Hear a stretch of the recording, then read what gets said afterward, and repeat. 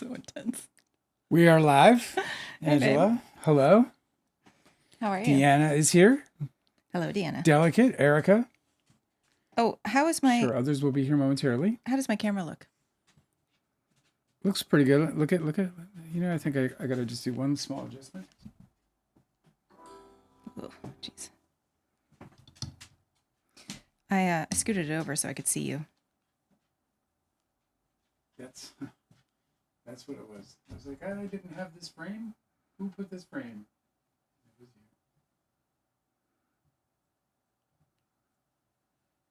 you. Okay. It's better now because I can see you. Angela's moving the camera around like she owns the place. I'm taking over the film. All right. I just tried to clean my glasses with my shirt and I made them way worse. They're all smudged. You did? Yeah. I have these. Toss me one. We're doing it live. All right, guys. Let me tell you something. Hanada just showed up. We watched the Supergirl trailer today. I'm gonna put it in the description for you guys because I liked it. I don't even like I don't like superhero movies. I really, really liked the Supergirl trailer. Were you surprised that it wasn't a James Gunn director movie? No. Why would it be him? Well, because Supergirl was in the Superman movie, that same girl. And she was? And the dog are from his film. Oh, they are? Yeah. Oh, well, look at them. So sparkly. Yeah, I guess. I had a harrowing morning. You know a harrowing morning? Yes, I don't know if and it's affected my whole day. I can't do anything right today because I had a bad morning. You got tilted? Yeah, well, what happened was I slept through my alarm. Okay. And then like my client just had to knock on my door. Yeah, that part. Yeah. And I was like woken up out of a dead sleep and having to like leap out of bed. And I went and I dealt with my client. I left my glasses by my bedside. So the whole time I didn't have my glasses on. Really? Yeah. And I was just thinking all day about how we don't talk enough about morning person supremacy and how much of a problem, an affliction it is for the rest of us who are not morning people. Like we talk about the battle of the sexes. I'm a morning guy. We talk about like class warfare, it's like a cold war between the classes. We don't talk enough about the quiet tyranny of morning people and how for some reason everybody has to function on a morning person's schedule. So like if you're not a morning person, you probably don't know what this is like, Dale. No. Because you are a morning person. I am, yeah. I wake up bright. But like, and shiny. I don't know another person who is not a morning person that doesn't have like one of their biggest fears.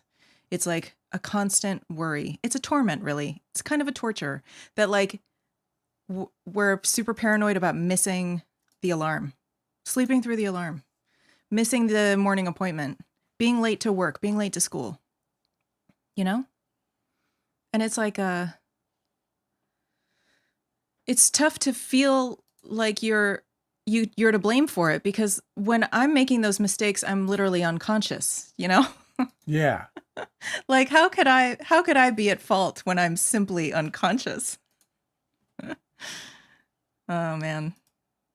But it fucks me up. Like if I have to wake up too early and go do something like on moving days and stuff, I'm out of it the whole day, stubbing my toe everywhere. I'm sorry that I've been a little distant on this conversation. It's just that you're a morning person. I don't think you even have a seat at the table talking about this issue because it's because of people like you that we have to live in this quiet tyranny, this oppressive regime of your morning people schedule. Well, well, that you could say so, but I am definitely a advocate for late starts. I don't think anybody's built an ally to the non-morning person. Yeah, of course. I mean, listen, I like a slow morning. I like reading my favorite time to read every day is in the morning. That's my favorite thing. So you don't think because I'm fresh and I can like really pay attention. So you don't think that people should be made to get up and go in the morning? No. This idea of like mad throwing food in your mouth as fast as you can just to get into traffic so that you can sit in that for such a fucking long period of time, Who's only to get responsible? to the building where somebody's sitting there waiting. Okay. Ooh, fuck, that was close. Close. Remember what I always said? 15 minutes early. If you're on time, you're late. You're late. If you're on time, you're late. Yeah. Even better. I am like a single issue voter. If somebody was running for president of the universe and their only thing that they wanted to do was to make it 10 a.m. start for everything, I'd be like, you got my vote. I don't care about the rest. Fuck these people. All right. So now you can get the Supergirl trailer in the description of the live. Oh, you just put it in there? Yeah, go check it out. It's really fun. It's like really, it's got, I don't know. Maybe the movie sucks. Probably does because it's like a superhero movie, and we're going to review it eventually. Well, you know how we felt about the James Gunn Superman that had the dog and the Supergirl. So yeah, but you know what like I liked her character in the trailer very much. I came up with a sequel concept for Supergirl. Oh yeah, what's it called? If you guys like this idea, you should pay me for it instead of stealing it. You know? Yeah, of course. Because I know all of Hollywood is watching. Make the check payable with too. Bated breath. Yeah, they can't wait. Supergirl in her Saturn return. Supergirl turns 27, 28, experiences her Saturn return. What is that like? When all of a sudden there's barriers. Well, I guess the question she has to get mature. Was she born on Earth? Does she have a chart? God damn it. I don't know enough. I don't know enough about this. I don't IP believe she comes from Earth. to write a spec script about it. See, I don't think she comes from Earth. I think it's on that one because damn it. I don't think Superman has a chart. You know, he's still alive. Superman. Yeah. He's still out there. Yeah. And let's just see. Let's see how old he is. How old is Superman? Is Supergirl also harmed by kryptonite? Is that the story? You know, probably, but that's a good question. No, fucker, not how old is he? Damn it. How old is Superman? God damn it. Superman first. Does he age? Superman? Comic. Fuckers. Why are they going to make everything so hard? 1938. Yeah, so, you know, he's almost 90. Mm-hmm. Superman was born and he looks great, 38? don't you think? Huh? Yeah, 38. No, that's when. No. That's when he was. All right, exactly. Shit. He was already an adult. He was 30. So he was born in 1908. Same as my grandmother. And she's no longer with us. Oh, no. Yeah, she left us in the early 90s. Well, I don't know. Supergirl looks really fun. If you're the kind of person who, or if this is your kind of movie, then I think you might really enjoy it. And I think even for people like me who doesn't really love these kinds of movies, I'm interested.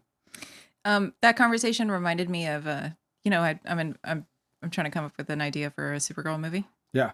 And you just like immediately stomp it with just completely logical question. Right. Like the first thing that came to your mind was like enough to destroy the Honestly, concept. it's my job. Yeah, no, I know it's great. It's my absolute You're job. very good at it. Yeah. But it reminds me of the time that I told you I was like, oh, I think I dreamed up this really cool story. And I'm like coming up with a story. I don't know what you think. So I like bounced it off of you and I was like, okay, he was thrown in prison, but he's innocent. Okay. And he's trying to escape. And what happens is the transport bus that he's on, it crashes. And he's like, has to save somebody, but he also has to escape, but he has to save somebody, but he has to escape. Right. And he's like he's torn. Yeah. And then you're like, and I'm like, and then, then he's a fugitive. And then, and then you're like, yeah, you're describing the concept of the fugitive. Oh, the fugitive. Yeah. I was like, oh, right. Yeah, I thought it sounded good. No, yeah, you basically described the fugitive, and then you were like, and then you went to it, and you're like, oh yeah, that's the movie. I saw that's it when I was a pretty much the one I was kid. thinking of.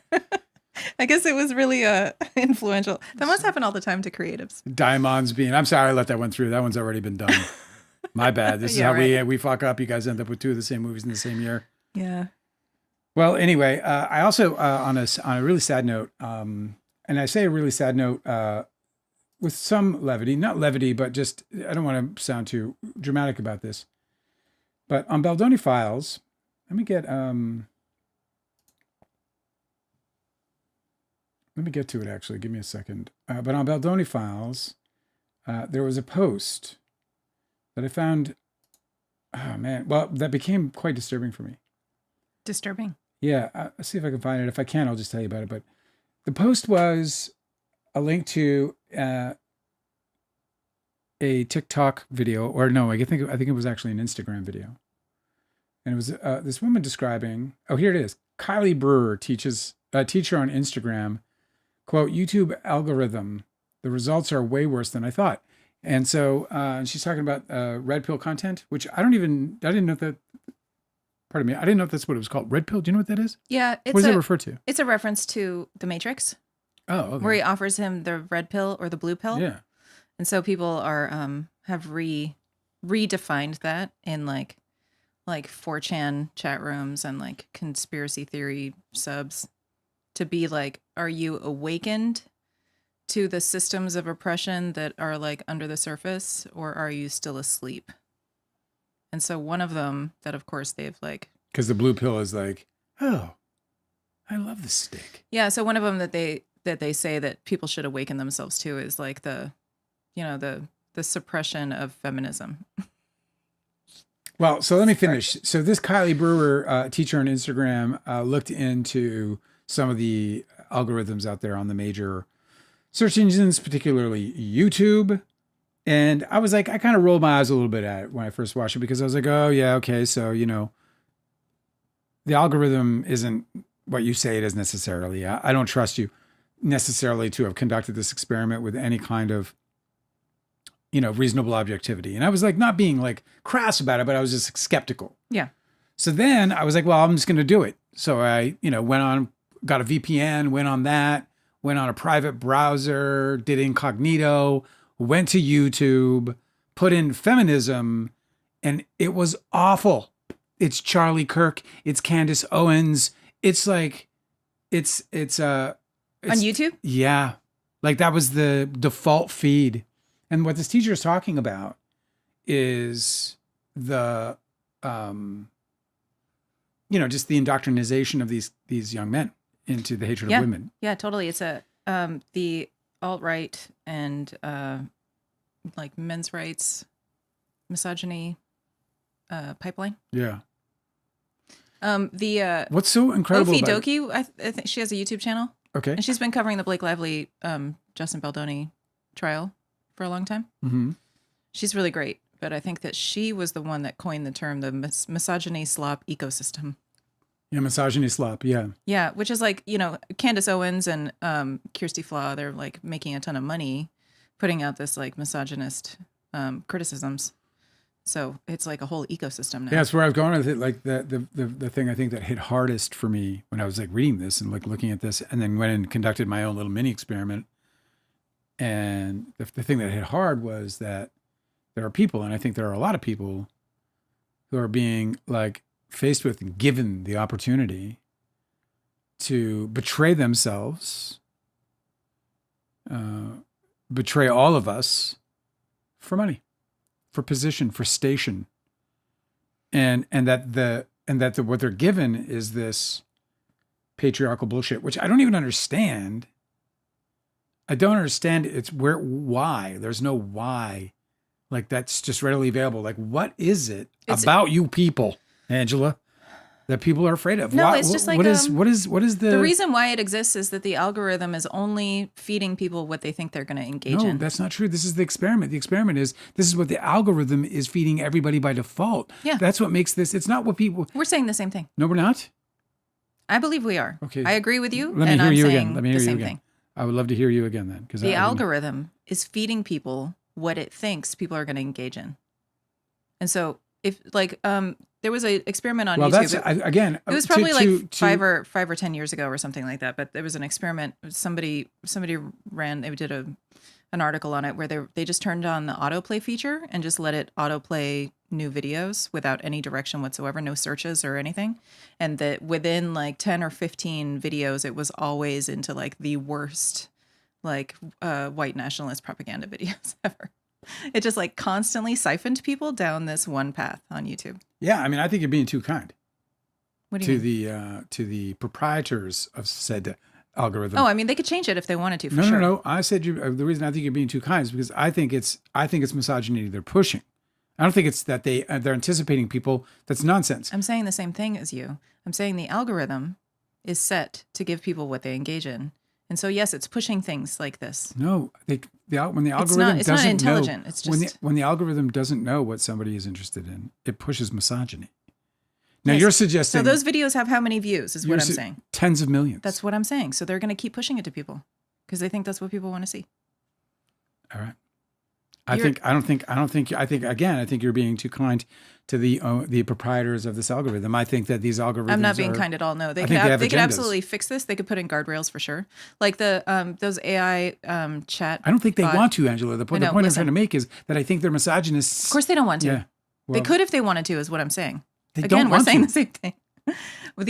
So then it's not like what they think people will engage in. It's that they're pushing the agenda to get it engaged in. And that's what I think that we're having a difference here. I believe that they're pushing this to get those views in the same way that they lift Andy Signor to get those views. It's the same goddamn thing. We're getting the same fucking thing from the boss. The boss being, of course, the head of YouTube who handles all of this shit. The boardroom meeting that tells us what we're being fed, or the behind the scenes meetings between the one or two nefarious characters who want to see the to see feminism become the pervasive, or the anti-feminist become the pervasive rhetoric. And that's what I'm saying. Like, man, I think that this is fucking tilted in a really bad way. And I say that because, after Elon Musk took over Twitter, I had to leave because I blocked Fox News. I blocked Elon Musk. And you're like, now I'm getting this shit. And I'm getting them. I know. I'm opening up my thing and I'm getting them. Listen, it's no coincidence that all so of these... the algorithm shouldn't be, the algorithm is meant to understand everybody individually. So the algorithm looks at my behavior and then what's out there, and then it matches me with what's out there to my history, right? What I was going to say is it's no coincidence that these tech companies are being run by the worst people, It's just so scary, though. I mean, we know that, but what's scary about it is that they are dictating the fucking narrative of the world. They're dictating the narrative of the world, and that's really, it's just concerning as fuck. We sit here and we're like, we scrap, we work hard. We're at episode 155 on YouTube. We have another 150 episodes that we did on TikTok. We have 300 episodes. We work our asses off on this live. And, maybe we're not perfect in how we go about everything and how to market it and do all this other stuff, because I don't know anything about that. But the algorithm should know us pretty well by now. The algorithm should be able to find our audience pretty easily by now. And maybe that's wrong, and I'm willing to accept that, and I don't, because I'm not an expert in this whatsoever. But it does concern me. It does immediately fill me with that sort of a skeptical mindset on the whole thing, and be like, okay, well, so is the algorithm looking at us as feminists, and so they're shutting us down, like, well, I think restricting our... I think what would improve things is if you showed your cleavage. That's what it is. I got to get the moobs going here. You got to strip. Just a little, just That was about my body. Just put up I'm so tired of it. Just put on a push-up bra so it looks better. You can get some lift. You know what I mean? I do. Just zhuzh it up a little. You'll get the clicks. See, Hinata says they pay to boost, and so then if you own the business, you don't got to pay. Should we pay? You to boost? just boost, and that's my point. This isn't some accident that we're getting. Like, it was frightening. There was so of the whole page, there was probably 15. I'd say almost half of them were Charlie Kirk videos. Then there was a Candace Owen versus 20 feminists, I think was the title. What? Can you imagine? There was all these why feminism is bad for society. There were all these videos trying to educate people, and I'm not fucking shitting you. Educational videos on why feminism is bad for society. That's what it was. I have a question. Do you remember Angela? Do you remember when Blake Lively filed her motion to dismiss Justin Baldoni's lawsuit? I mean, faintly, I suppose. Do you remember that there was a letter from a bunch of like civil rights organizations? I do remember that. In support of her? I do. There were a lot of them. There were. As a matter of fact, that'll lead me to something that we can get into once you're done with this. So it's just like a little bit heartening to know that there's a lot of people who are working to counter that. There's also a lot of parents that don't recognize that their sons are being like siphoned into this, horrible like hate pipeline. Right. And then when they learn about it, they're always really shocked, but they can correct it. I just feel like a lot of people are just not able to catch up with the times. It's because none of these tech companies are regulated. But of course, they're all a bunch of like libertarians or whatever and with that want AI no regulation. Now with that AI, AI bill, where they don't have to be regulated for 10 years. If they just hide everything under the guise of AI, if they just put everything under the umbrella of AI, which cannot be held accountable. accountable. What secrets will they be able to keep? Yeah. What data will they farm? Mm-hmm. How will they use that data? It's fucking frightening. I'm sorry, you had a silver lining going there, and then it just peeled right off. Yep. Appreciating the experts and organizations who have contributed to Blake Lively's case is the headline of this cool little post on Baldoni Files. I'm not going to say the person's name because it's too long and it has a lot of O's. So I'm just going to mess it up. Their username? Yeah. Mm-hmm. It's too many O's. I can't do all the O's. But thank you to you with all the O's and a couple of P's.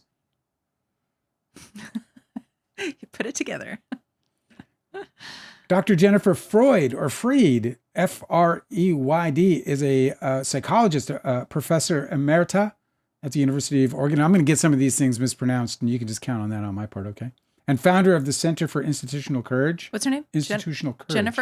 Jennifer? Dr. Jennifer Freyd, F-R-E-Y-D, Fred.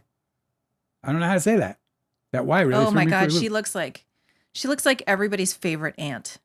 This lady is going to win over the jury easy. Well, so she's known for pioneering research on institutional betrayal trauma, and the DARVO acronym, reshaping understanding of abuse, sexual assault, and organizational responses, influencing policy, therapy, and movements like Me Too. Dr. Freyd submitted an expert report for Blake Lively's side.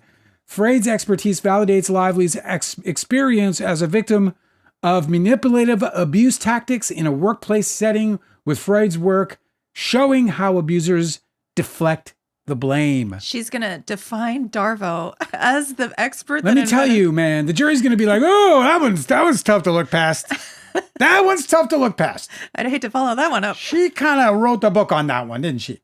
Next witness is Dr. Erin Culotta. Culotta, Dr. Erin Culotta. Wait. I have something to say about this. Yes. How amazing is it that Justin Baldoni wrote a book about how to be man enough, where he said that he wasn't an expert, that he was just learning. But then by the end of this trial, he's going to have been taught so much. By so many experts, by actual fucking experts. And be like, well, let me tell you how it goes. And he'll be like, wow, I'm so much more educated now. It only cost millions of dollars in my entire career and reputation. But yeah, man, I feel really enlightened. Dr. Erin Culotta is a professor of computer science at Tulane University. He currently directs the Center for Community Engagement, Artificial Intelligence, CEAI, at Tulane. Erin Culotta researches artificial intelligence, natural language processing, NLP. What? I thought that was neuro-linguistic programming back in the day. Oh yeah, everybody's got their own NLP these days. What's yours? No licking, please. Social network analysis and data science with strong emphasis on socially relevant and public interest applications. Culotta has been named as an expert for Blake Lively's side. Curious about how that's going to translate, because that was just when I get that resume, I'd be like, I don't know what to do with you. What do you do with you?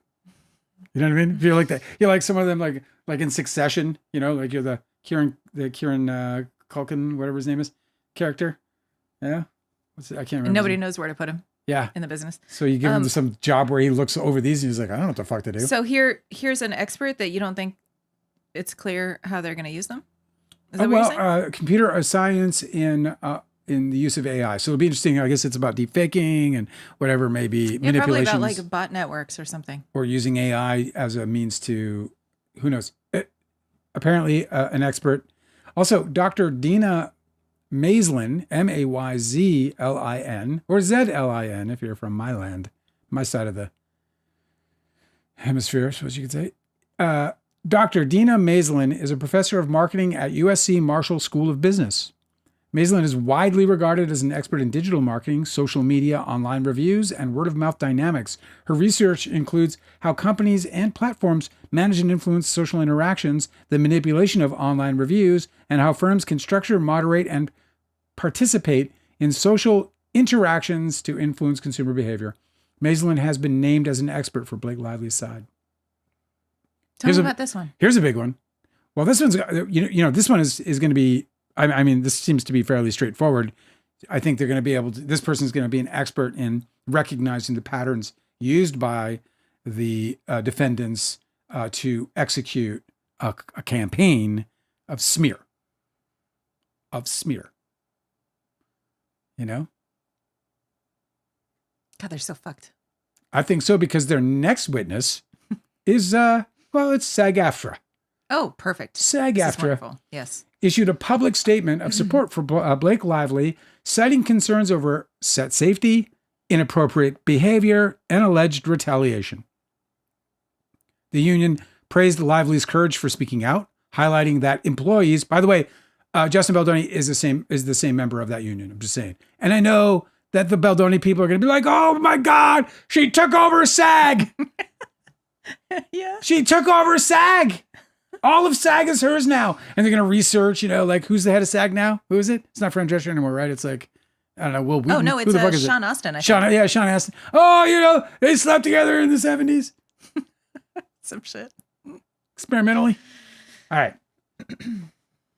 SAG-AFTRA issued a public statement. They said the union praised her for her courage for speaking out and highlighting that employees have a right to a safe workplace, and condemning retaliation for reporting misconduct, emphasizing that the importance of intimacy coordinators,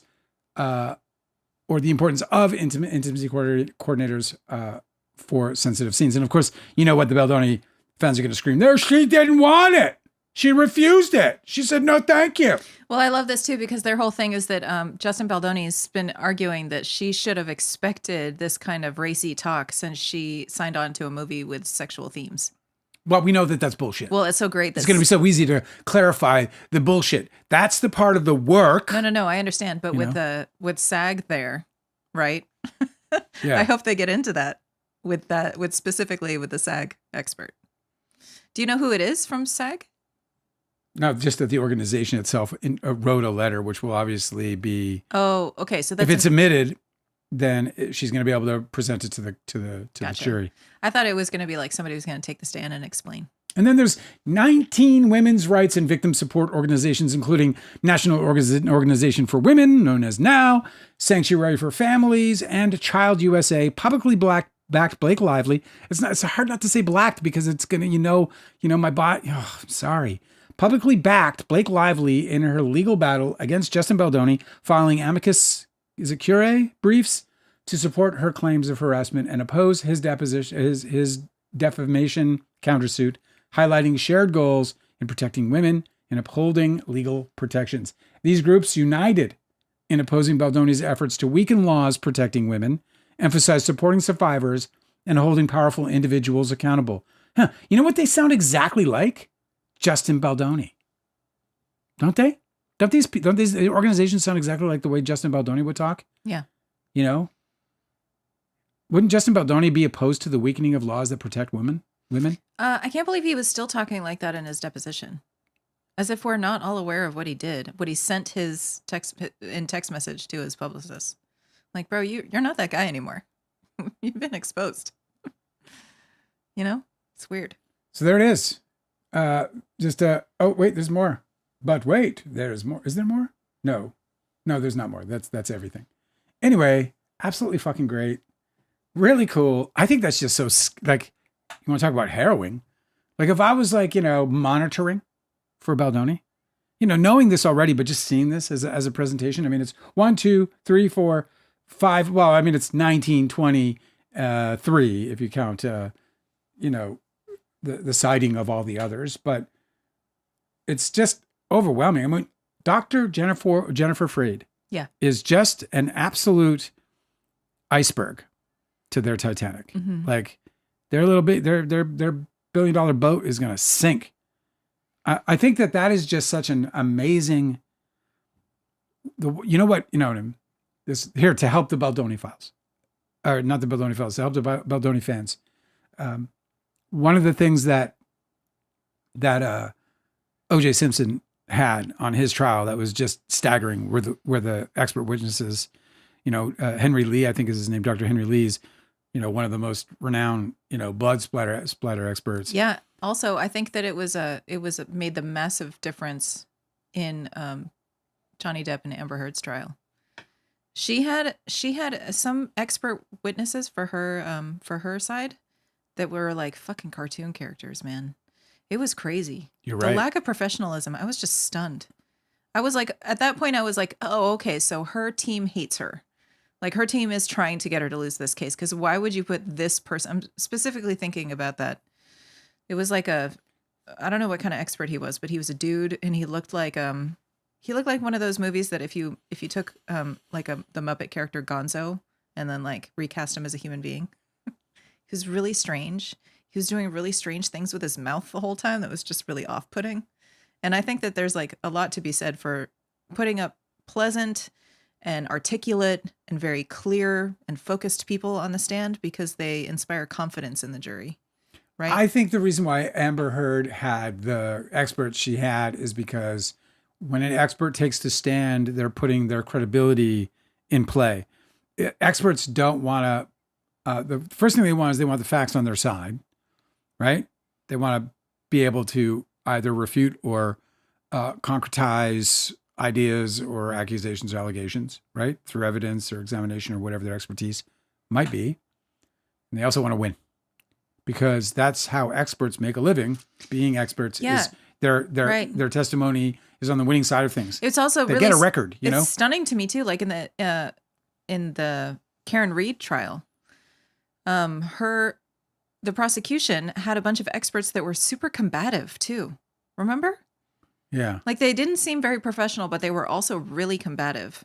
And it's like, I just don't know why you think that you're going to do good work for the people that you're trying to support, you know, that you're being paid to show up and support if you're fucking arguing, you know, like the jury's going to get turned off. It doesn't really matter what you say. It matters how you say it in a court with a jury, you know? Well, I'm just very impressed by this list, and I think it's just headed by obviously the biggest person in the space that there is, you know. I mean, so the one Darvo that I think of that's like top of mind. Tell me if you think of others because there's several. Yeah. But the last part of Darvo is reverse victim and offender. Right. So this is the projection that we see a lot from Baldoni's side.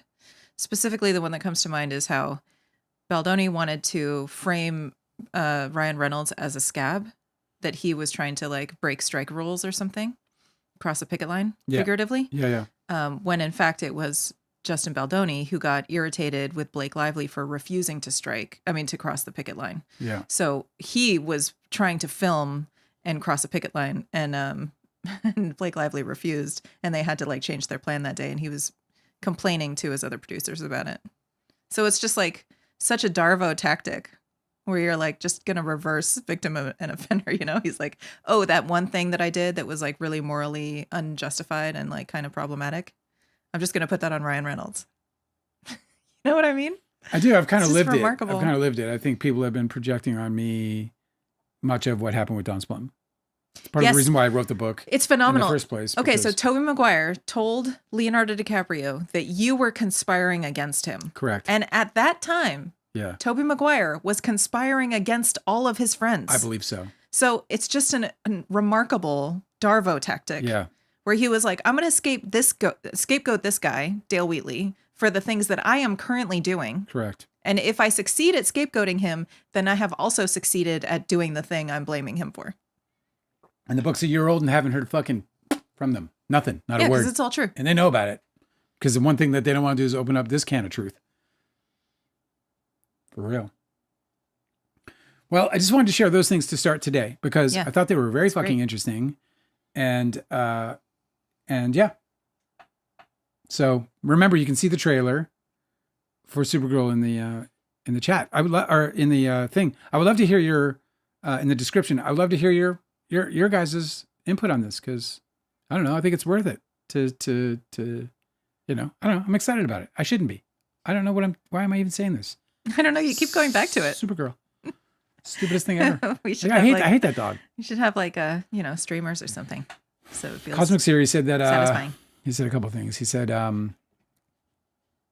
why's my mouse not working? Good. He said, I watched left and right content and everyone has a conspiracy against them keeping their views down. Well, it's not what I'm saying. Well, this is true. It's not about, I don't have a conspiracy about keeping my views down. I'm saying the algorithm should probably know who we are by now. Mm-hmm.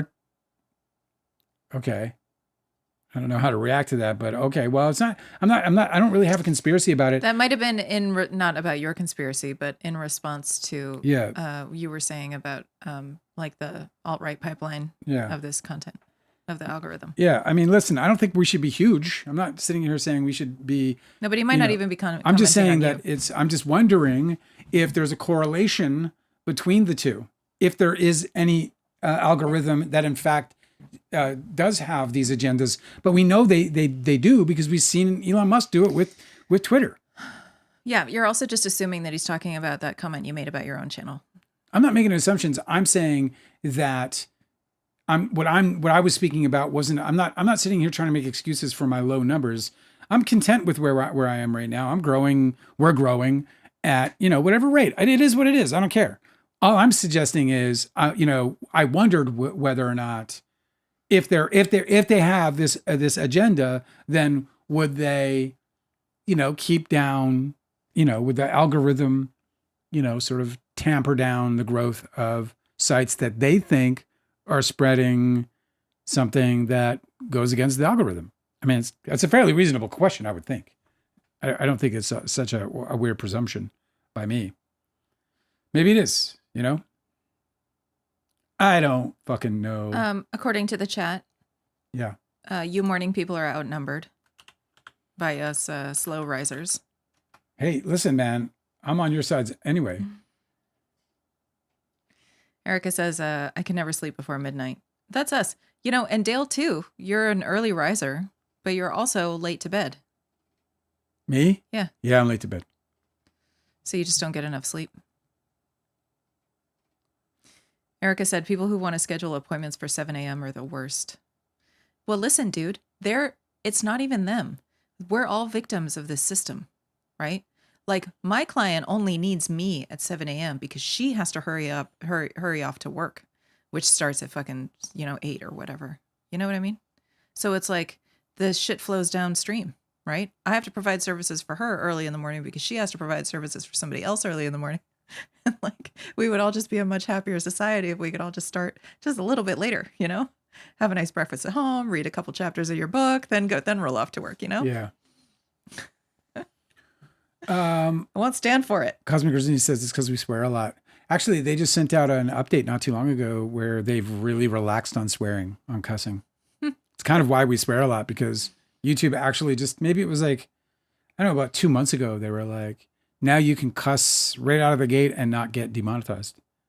Fucking A, bro. But we do cuss a lot. Yeah, we do. It's true.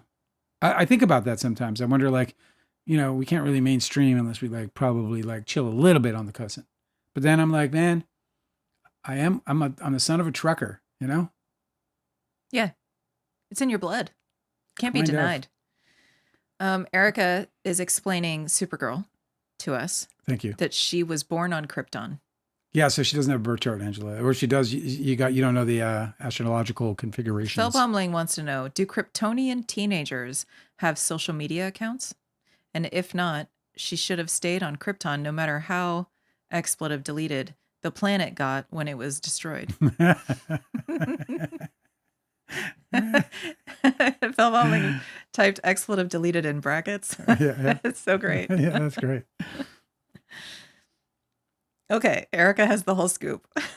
Kara Zor-El was born on Krypton and was a teenager when Krypton was destroyed. She has all the same powers and weaknesses as Superman. So that to answer your question, yes. Did you ask the question on the live? Because I remember you asked me at one point whether or not it was kryptonite. Was that on the live?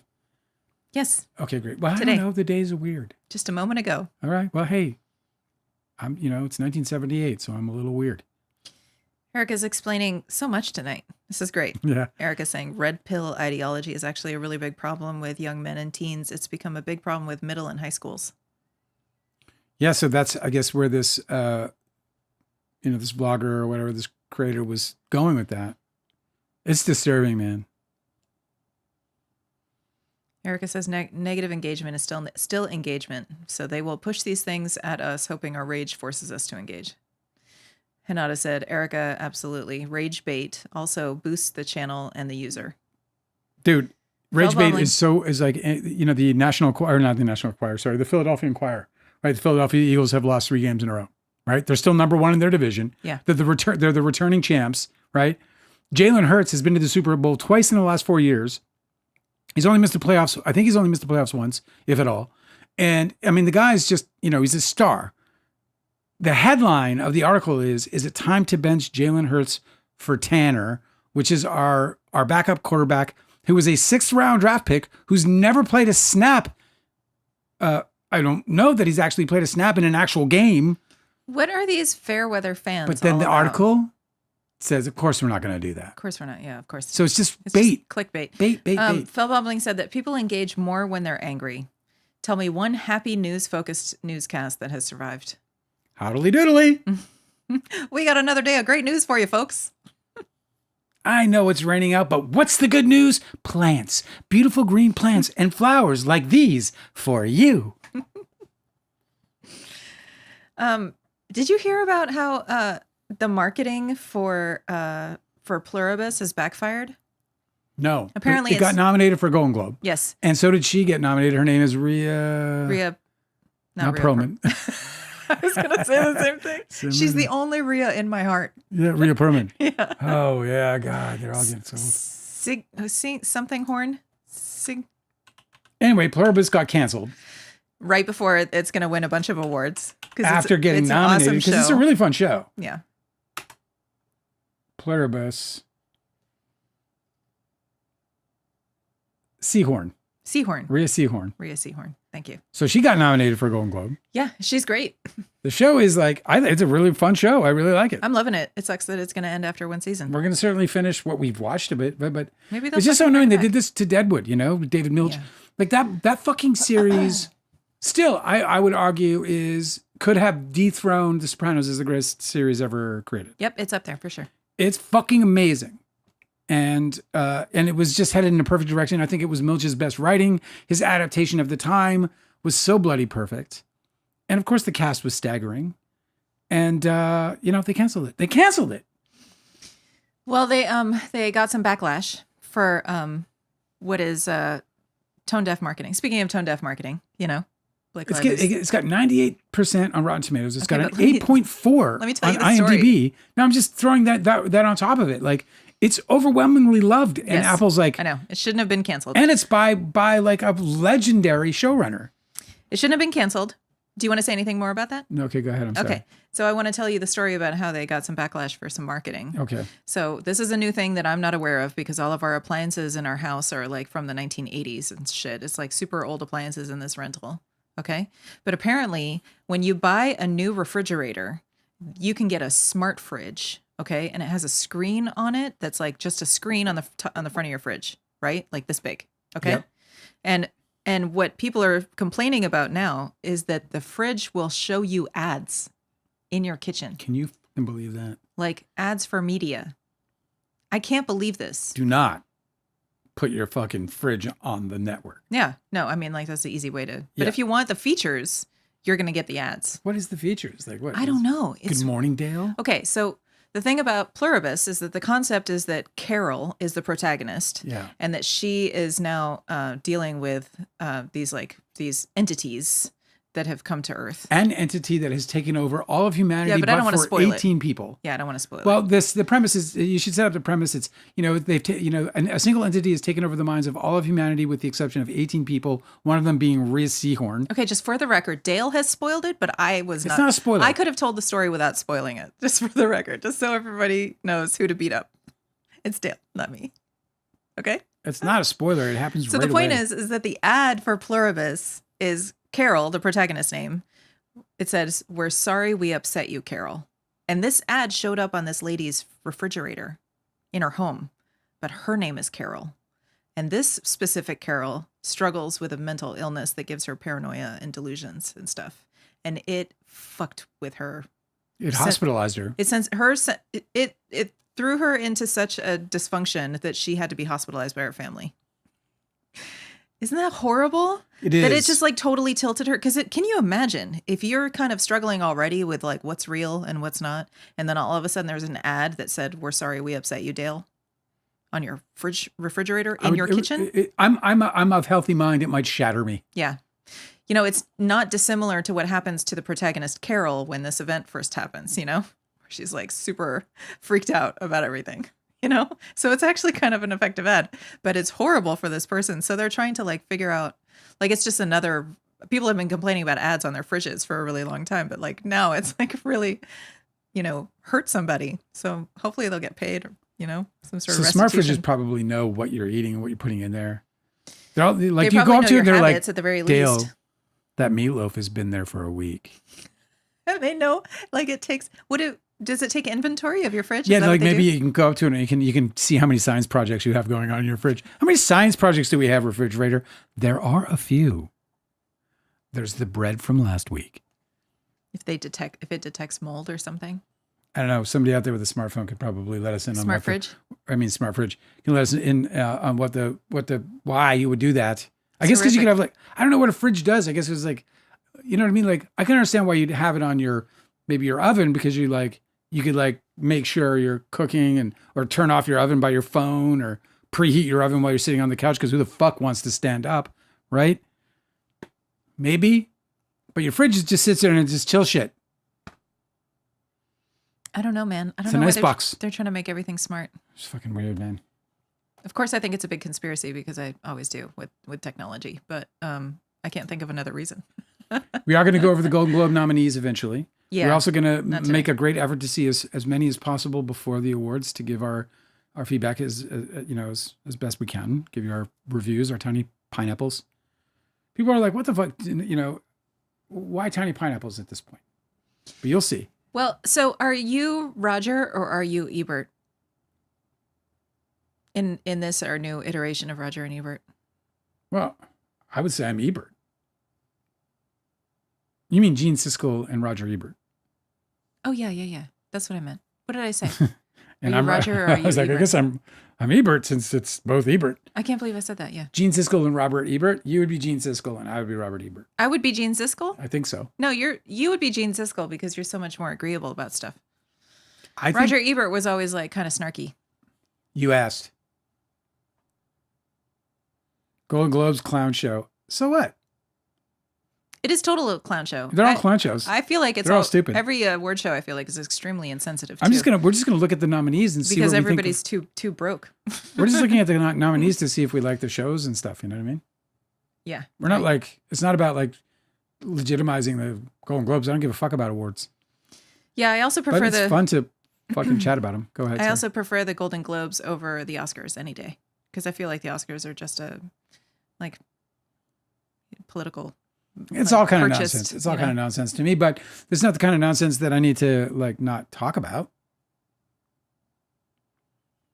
Just salty today, Cosmic Urgency. So am I, dude. Sometimes you have a rough day and it just, you got to just go with it and be a little rough yourself. Dale's Ebert for sure. Exactly. Dale's Ebert? Yeah. He always gives, he always gave a Siskel-ish for not judging the type of film for what it is. Oh. I thought that Roger Ebert was the one that gave him shit for not judging the film for the type of film that it is. That's a big deal. Yeah, that's true. It's a big deal to me, because it's like I'm not gonna compare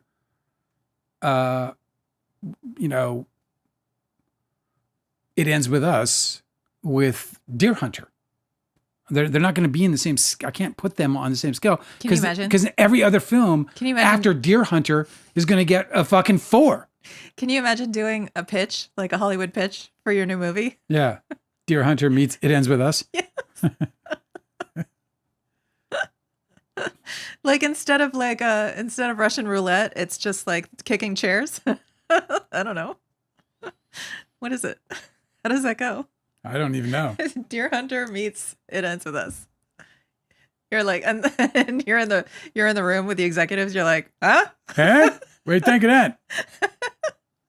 Brilliant, right? How about Mrs. Doubtfire meets Tootsie? What do you think of that? Huh? Mrs. Doubtfire is an actor named Tootsie. Maybe that is Tootsie. Can we schedule a meeting tomorrow? I got to figure this out. Maybe I didn't think this totally through. I do have another idea. Angela mentioned my Muppets movie. You know, I won't pitch the whole thing to you guys because I already did once before. Some of you guys are... Yeah, we have to move on. Maybe you weren't here for it. But like when you said the Live Gonzo, man, it just right away brings me back to my... He was honestly one of the weirdest, strangest person I've ever seen in my life. And he was a witness, an expert witness in a trial. In a civil trial. I couldn't believe it. I was like, as soon as like he started talking, I was like, oh man, this is not going to go well with the jury. Yeah. I don't know what they were thinking. Deanna's dipping out. She'll be back. We're watching that 2 times.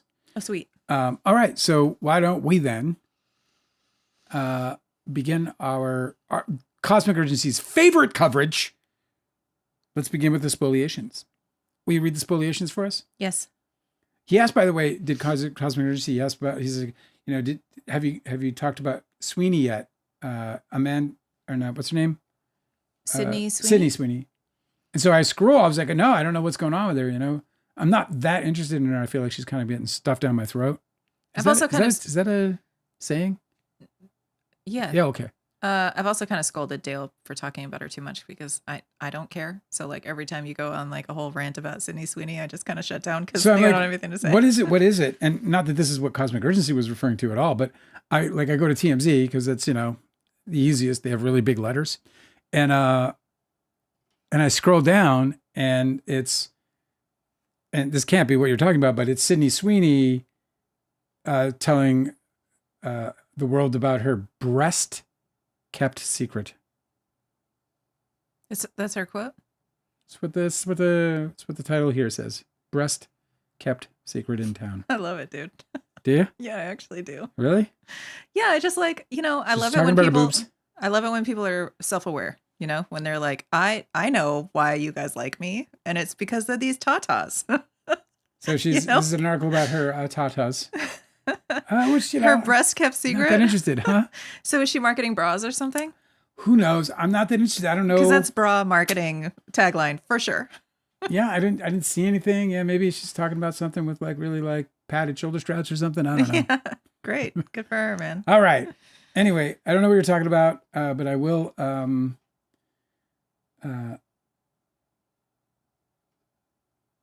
Oh man, I just saw a sad headline that just troubles me as soon as I saw it. Scott Whelan's son posts alarming message online, references dad's troubled life. Hope he's all right, man. That's rough. I hope he's all right.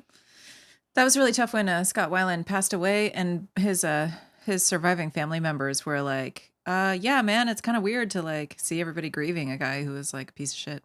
It's really scary. Like the post, it's really terrible. The post is thank you everybody till next time. And then another one is I'd rather be dead than live the same way my father did. Regardless of all of this, it's been a long journey. Can't wait to see him again. And thank you for all the support along the way. Won't ever forget this. So he's in a very bad way. And I hope that there's some intervention on his part because, you know, if you hang on long enough, you'll see the light, man. So it's whatever. Thoughts and prayers. Some people have it rough, man. Man, you know, your dad, I mean, how can he not be an idol to you? You know, he was a part of, you know, one of the, you know, bands that changed rock, you know. Crazy. Anyway, sorry to let you down. I was just scrolling down. I was like, oh no, that's terrible. Oh my God. So I'm gonna just close that. Hey, I just saw this thing that's so terrible. Let's talk about it. I know. I'm a bad dude sometimes. No, you're not a bad dude. All right, let's go. Okay. So what is it that you would like? What are we talking about first today? Yeah, exactly. Ex-lady said Sydney Sweeney through the male gaze. Yeah, that's exactly true. Mm-hmm. That's exactly right. That is the male gaze. I mean, fucking flaunt it if you got it, right?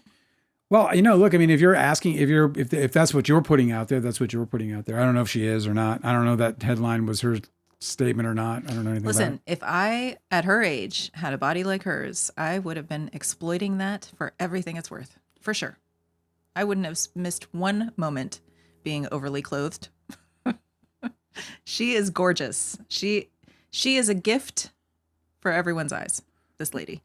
So I'm glad that she's exploiting it because she deserves to. Well, it's hers to exploit. Yeah. Cosmic Urgency said, I'm wondering if it's her new publicist, and it might be because like she fired her last people. I don't know. Who knows? We don't know. Maybe she's worried. Maybe she just added to the team, which is. I hope whoever got her into that whole controversy doesn't work for her anymore because man, that sucks. Sure does. All right. Do you want to get to it? Yes, but what is it specifically? Spoliation first. Okay, cool. 15 pages, I think. Okay, so here we are. We have Blake Lively's reply to the memorandum of law in further support of motion for spoliation sanctions. And we also have, I would start with that one. We also have third-party defendant Jones Works reply as further support of its motion for spoliation sanctions. So do you want to hear from Blake Lively or Jones Works first? Let's hear from, I definitely want the spoliation first. I think that's the juiciest. Maybe they're replies to the spoliation sanctions. One's spoliation and then one's just sanctions. It's how they're labeled. This one says, the third-party defendant Jones Works reply in further support. Oh, I see. One's Jones, one's Lively. That's what I'm saying. I see. Whichever one, I don't care. Read them both, I guess. I don't, the one that I read, I can tell you which one I read that was juicy if you want me to, or you can just read them both. They're 30 pages, so let's just rip through them. And, okay, I'll start with Blake Lively's. Okay. All right, here's the introduction, okay? In their opposition, defendants admit that they took no steps to preserve ephemeral communications prior to December 20th, 2024, and that these communications have been irretrievably destroyed. The ephemeral communications facilitated a means by which defendants could speak quickly, candidly, and most importantly, covertly. As Melissa Nathan acknowledged, in quotes, "When we send over documents, we can't send over the work we will or could do because that could get us into a lot of trouble." I mean, come on, man. Why are people... That's what innocent people say. Right. And like, I mean, trouble with whom? Yeah. It's not going to be with your client because you're talking to your client, right? So who? The law. Okay. None of defendants' excuses for their failure to preserve pass muster. First, defendants' argument that they anticipated litigation only as to Miss Lively's harassment claims but not retaliation is entirely disingenuous and plainly wrong on the facts and the law. It ignores the fact that in the November 9th, 2023 protections document, Miss Lively cautioned Wayfair against retaliation in its many possible forms, including, in quotes, changes in attitude, sarcasm, marginalization, or other negative behavior, either on set or otherwise, including during publicity and promotional work. And it warned such conduct would be met with immediate action. Instead of heeding this warning, defendants treated it like a roadmap and promptly set about retaliating in each of the ways described. I'm going to go back. Changes in attitude, sarcasm, marginalization, other negative behavior, either on set or otherwise, including during publicity and promotional work. The protections document, which each defendant received, along with others referenced in the motion, provided as much notice of potential litigation on the issue of retaliation as it did of harassment. Second, in a cynical attempt to benefit from their own misconduct, defendants argued that Ms. Lively has failed to demonstrate the contents of the destroyed ephemeral communications. But Rule 37E does not require such a showing, nor could it since it would enable bad actors to avoid liability for their wrongdoing by using their own destructive activities as a shield. I mean, it's the stupidest thing you ever heard. Yeah, of course. Obviously, the contents cannot be demonstrated because they were destroyed. That's the whole point. Yeah, here we are. They even wrote that. That's the whole point. That's the whole fucking point. Third, it's called spoliation. Yeah. Third, defendants argue that Miss Lively has not suffered prejudice because she noted that there is, in quotes, substantial evidence of retaliatory conduct, and as such, the lost communications would be, in quotes, unnecessarily cumulative. But defendants ignore their own repeated and loud proclamations that they did nothing to further any digital campaign and were only monitoring. If unchecked, they could describe this monitoring in whatever way they want, safe from the risk of impeachment by contrary documentary evidence, having conveniently destroyed it. This is textbook prejudice, which can only be mitigated by a limiting instruction. Finally, defendants' argument that they lacked the requisite intent ignores each of their own admissions, that they anticipated litigation no later than August 2024 and took no steps to preserve these destroyed communications. I mean, it's so well documented now with the Steve Sarowitz, both deposition and Steve Sarowitz's call with Ayub. It is documented that they were lawyering up. Yeah. And Brian Friedman was the attorney, who I learned today was Quentin Tarantino's attorney as well. Yeah, go do your own research. Hit me up. She was like, he was Tarantino's. I was like, what? Did a little research and he wrapped him on the another problematic man. Another problematic man indeed. Fuck. In fact, defendants confirmed that at any point, signal chats could have been preserved with a flick of a switch. Their decision not to was deliberate, and the very reason they used Signal, warranting severe sanctions. So here's the argument section. There's a few redactions here, but it starts with, the undisputed record confirms each defendant had a duty to preserve ephemeral communications and no reasonable steps were taken. Defendants' opposition confirms that they took no steps to preserve their ephemeral communications. Instead, they argue that they had no duty to preserve at all. This argument not only ignores settled Second Circuit precedent, but also Miss Lively's unrebutted evidence. Among other things, defendants do not dispute and therefore concede that Wayfarer, It Ends With Us, Baldoni, Sarowitz, Heath, and Abel received the protections document in November 2023, and that the protections document constituted a demand letter for preservation purposes. The footnote here says, at several points in their opposition, defendants badly claim that their argument to the protections resolved the issues that had arisen during Phase 1 and eliminated the threat of potential litigation. These claims are not supported by any facts nor evidence and are plainly undermined by the underlying allegations in the present matter. Let me see where I was. Sorry, okay. Defendants also do not dispute that in their written interrogatory responses, they admitted that litigation was possible, in quotes, in or around mid-August 2024. It's so funny because they admit in their own. They knew. I know. We know this. Deanna says Nathan games. Recognized need to lawyer up. I think Nathan designed it. I think it's by design. I don't think she recognized it. I think that this was by design. They were going after this money. She's a crisis manager. She's like, you know what we need from you guys? More crisis that I can manage.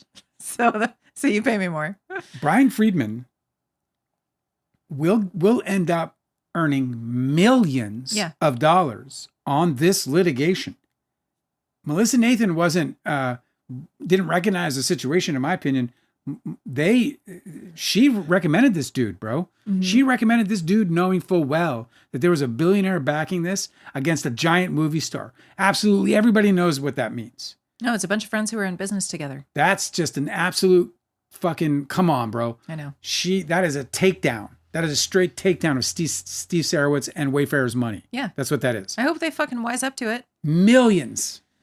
Okay, fucking listen. Millions. Defendants, so I'm going to reread this part, okay? Yeah. Defendants also do not dispute that in their written interrogatory responses, they admitted that litigation was possible in or around mid-August 2024. These admissions confirm that by no later than mid-August 2024, so that's a week after the premiere. Correct. And as early as November 2023, a duty to preserve was triggered. There's a cited precedent for this. None of this is contested by defendants. There's also a lawyer involved at this point. So like at one point, like, look, okay, so me and Bob, we don't know. We don't know. Yeah, but you got a lawyer in your group chat. You have two lawyers. They got two lawyers in their fucking group chat. That's right. They know. None of this is contested by defendants. Rather, the crux of their argument rests on the dubious assertion that, in quotes, the only litigation that could have been anticipated in August 2024 involved Lively's objections in phase 1, which somehow excuses them from any preservation obligations. This argument is simply baseless. First, defendants' contention that their duty to preserve was limited only to Miss Lively's harassment claims finds no legal support. In fact, they cite no authority for this extremely narrow interpretation of the duty to preserve, nor could they. Courts within this circuit have repeatedly recognized that this duty is a broad concept that applies to all relevant documents, which in this case would clearly encompass Miss Lively's retaliation claims. Sorry, it's citing precedent that I'm going to skip.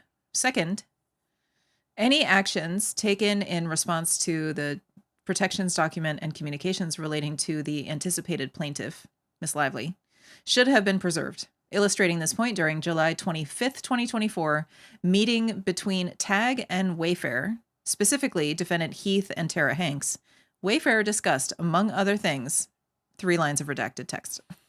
Referring lawyer Brian Friedman I'm to... Sure.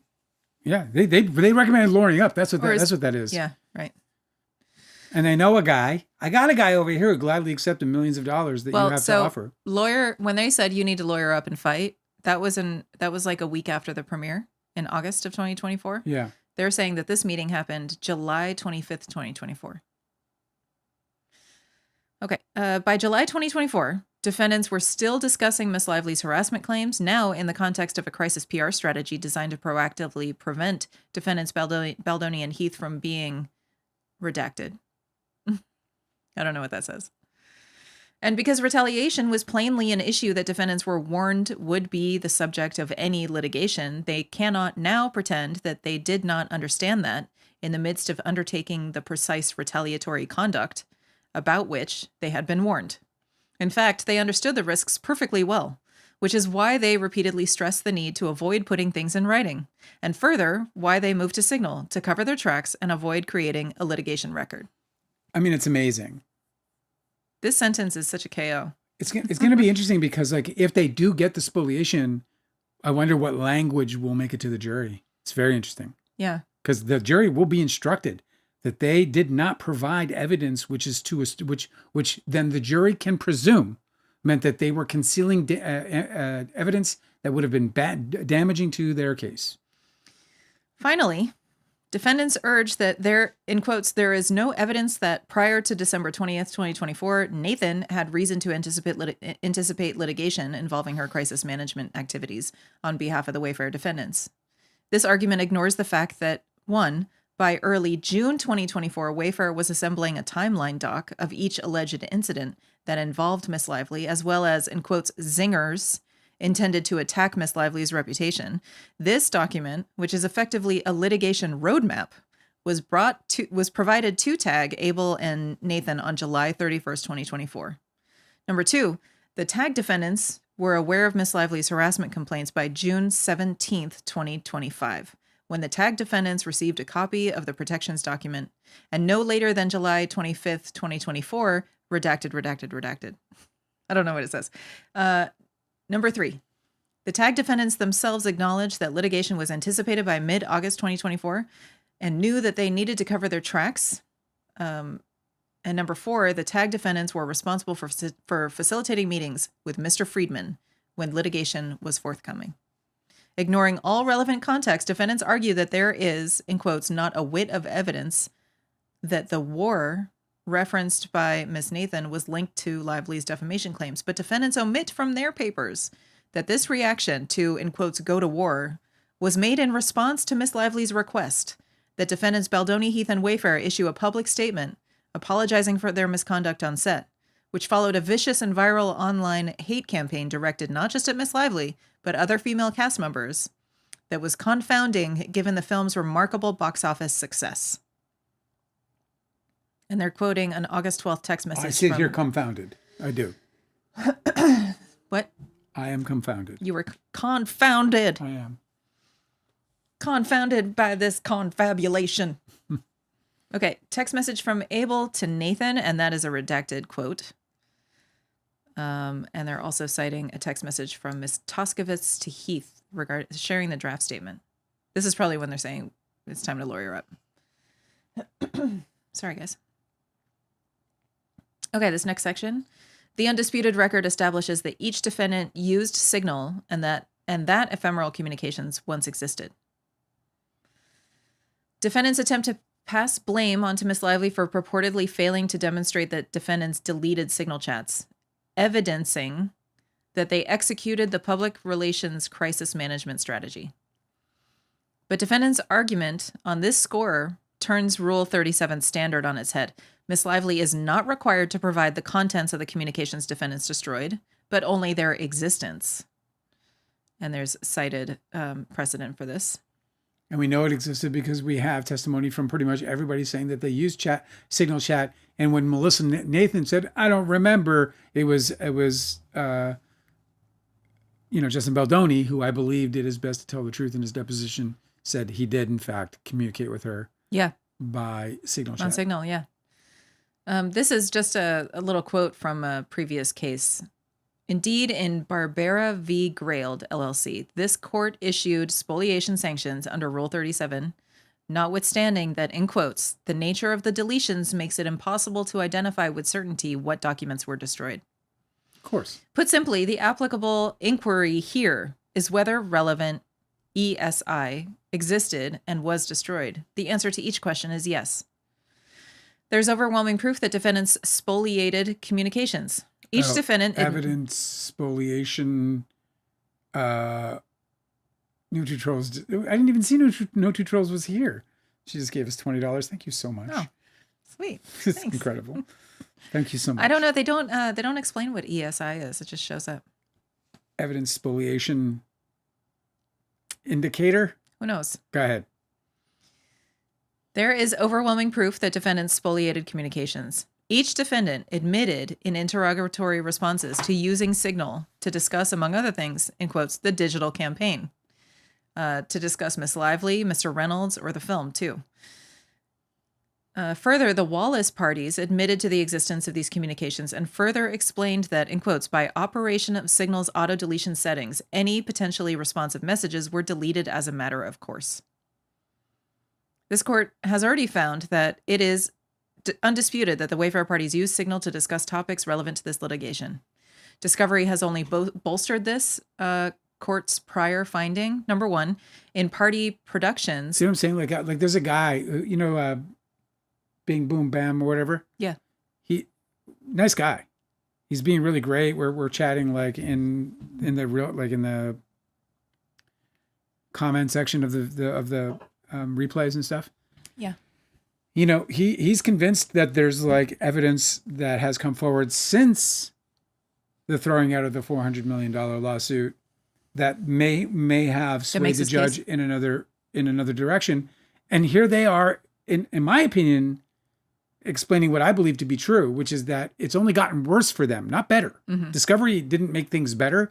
And spoliation is one of the things that made it worse for them. Yeah. Yeah, because the jury's going to get to, I mean, if Lively and Jones' works prevails, the jury's going to get to infer that those were damning.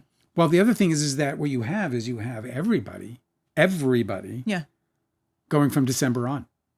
So that means that they are colluding on this. Mm-hmm. That's a huge fucking piece of evidence. If every single party is not handing in texts from that period, then they're obviously colluding. To make your point, this part says, Discovery has only bolstered this court's prior finding. Number one, in party productions, documents were produced demonstrating the creation and use of signal threads to discuss issues relating to the retaliatory campaign as early as August 7th, 2024. That's like 2 days before the premiere. Yeah. Number two, at their respective depositions, defendants Heath, Nathan, and Abel each testified to using Signal during the relevant period of time. These facts render the entire laundry list of cases cited by defendants inapposite, each of which turned on the movement's failure to demonstrate the purportedly spoliated documents even existed ex ante. That whole sentence is over my head. I'm just checking your focus, Angela. Okay. Okay. It looks good on the TV here in my hand. Okay, part C. I'm not going to try to understand that last sentence. Hopefully, some legal people. I didn't understand it either. They brought electronically stored information, ESI. Thank you, Kiki. Oh, perfect. I love these people, man. I brought a knife to a Latin legal terminology fight. So I'm no match. Yeah. You got to get your law degree for that. Yeah. This next section is defendant spoliation has prejudiced Miss Lively. The evidence shows that defendants, along with the Wallace parties, turned to Signal in or around mid-August 2024 at the latest. At the same time, the digital campaign was underway. The few documents that were preserved and produced by the Wallace parties illustrate their abilities to, among other things, manipulate social media engagements and website traffic for clients, as well as how easily they were able to conceal their hand in those efforts. That the key ephemeral communications, including those with the Wallace parties, were not preserved establishes clear prejudice to Miss Lively and deprives her of the ability to test and rebut the counter-narratives that defendants have continued to advance. In their opposition, defendants do not address the examples of prejudice identified by Miss Lively. Instead, they focus on the substantial evidence. That's a quote. Instead, they focus on the, quote, substantial evidence referenced in the opening brief and argue that this somehow rebuffs the motion of prejudice. But again, defendants miss the point. They have compromised Miss Lively's ability to rebut and refute defendants' defenses. This is especially so with respect to their assertion that the only work that they were doing was monitoring, which courts, including this court, have recognized as establishing prejudice. By the way, Kiki says that this case has gotten worse for Baldoni because we now know about the wider misconduct. And that is, I think, the big thing for sure. Yeah. I actually missed this footnote. It says, as for Baldoni, he testified that he used Signal to talk to a support group. Exactly. Prior to December 2024, but the evidence in this case has shown that he sent texts to his support group directly about the harassment allegations in November of 2023 and January 2024 at minimum. It defies reason to suggest that he was talking with the support group in the fall of 2024 on Signal in the height of this dispute and never once discussed Lively. So those messages were supposed to be saved. Okay, I just skipped through. It's speculation, so I don't know how well that will go over, right? Does not sound like speculation to I have you? noticed that he won't mention her name, even though his prayer group, certainly they know who she is. Certainly they know who he's making a movie with, who he's got these problems with. Of course. So, but he deliberately says the actress whenever he's talking about her. Isn't that interesting? Yes. I just skipped a bunch of quoted precedent. So if you're interested in that part, I guess you refer to the document. This says, Miss Lively has been deprived of the digital trail that would allow her to test, counter, and contextualize defendants' insistence that they did nothing other than monitoring. And this is true. Like, if you did nothing other than monitoring, wouldn't you want to prove that? Well, that's your whole defense. Or why are you hiding it? Right. Or just why are you hiding it? Like, forget about wanting to prove it. Forget about why are you hiding it when you know litigation is imminent. Why would you be hiding it if you're doing? You're a liar. You're spoiling evidence, and you're getting caught. Defendants improperly shift the burden to Miss Lively to demonstrate prejudice. However, it is well settled that it is not plaintiff's burden to prove prejudice. This other footnote, defendants' reliance on the federal rules of evidence is entirely inapplicable to evaluating prejudice under Rule 37 of the Federal Rules of Civil Procedure. Okay, sorry. Finally, relying upon Rule 403 of the Federal Rules of Evidence, defendants argue that there is no prejudice since the ephemeral communications that they failed to preserve would be needlessly cumulative. But the loss of needlessly cumulative Come on now. Cumulative evidence in and of itself supports a finding of prejudice. It's like 5 days of reading and you're finally like, your lips are finally falling off. Even if cumulative spoliated evidence can cause substantial prejudice since it deprives a party of the ability to present the overwhelming quantity of evidence it otherwise would have to support its case. Okay, sorry. That was more of a fragment. I'm trying to catch up without reading to you guys all of the legal stuff because I think that that's not very nice to listen to. Yeah, like just precedent and... I'm trying to just like stick to the narrative, okay? Yeah, and precedent, they never actually cite really what, sometimes they'll cite a little bit of what's the case is about, but it doesn't really... Okay, Part D. The Wayfarer parties are responsible for the Wallace party's spoliation. The Wayfarer parties attempt, but failed to relieve themselves of responsibility for the Wallace party spoliation. Courts in this circuit have held that a party may be liable for spoliation based on the actions of a non-party within his or her control. So they could have preserved Wallace's. Yeah. That's yeah. what I mean, that if means? he's messaging them, then they could have preserved that and Had they been observing, because it's fair to assume that Wallace isn't involved in, or, yeah, I mean, it's their obligation. They're to citing a preserve ton of evidence. precedents that says courts have taken a common sense approach to what it means when determining control, like who's under their control. Okay.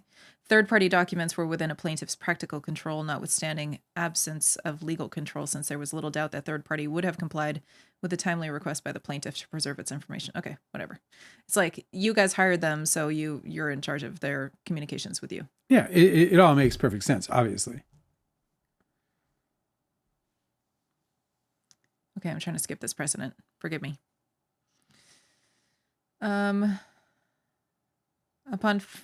This is still...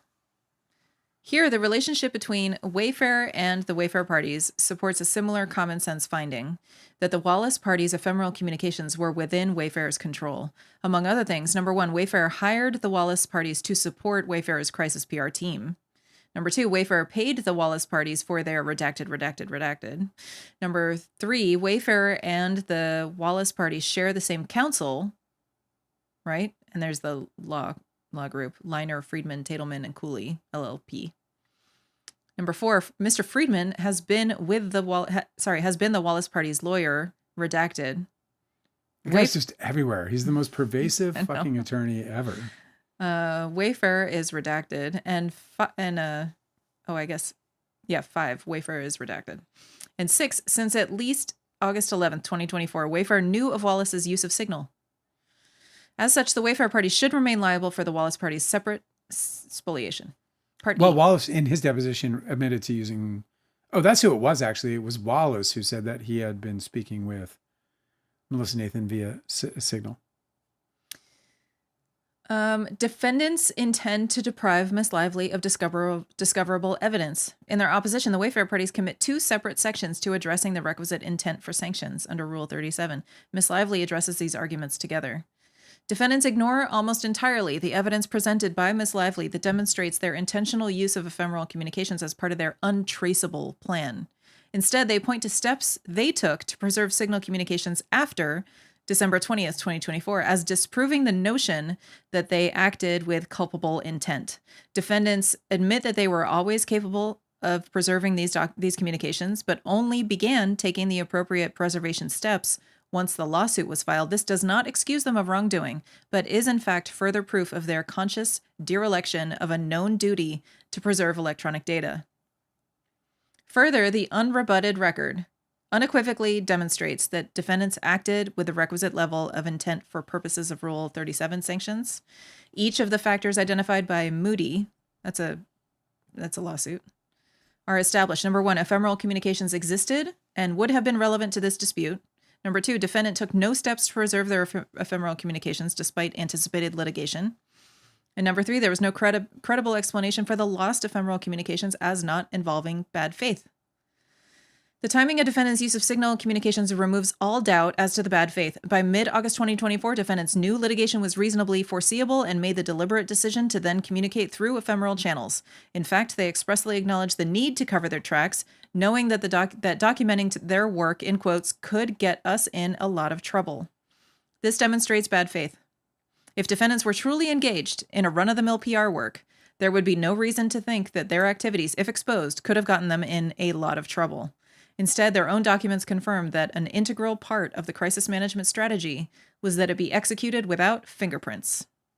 Defendants use ephemeral communications as part of their retaliatory digital campaign so as to avoid being used against them as part of a legal claim.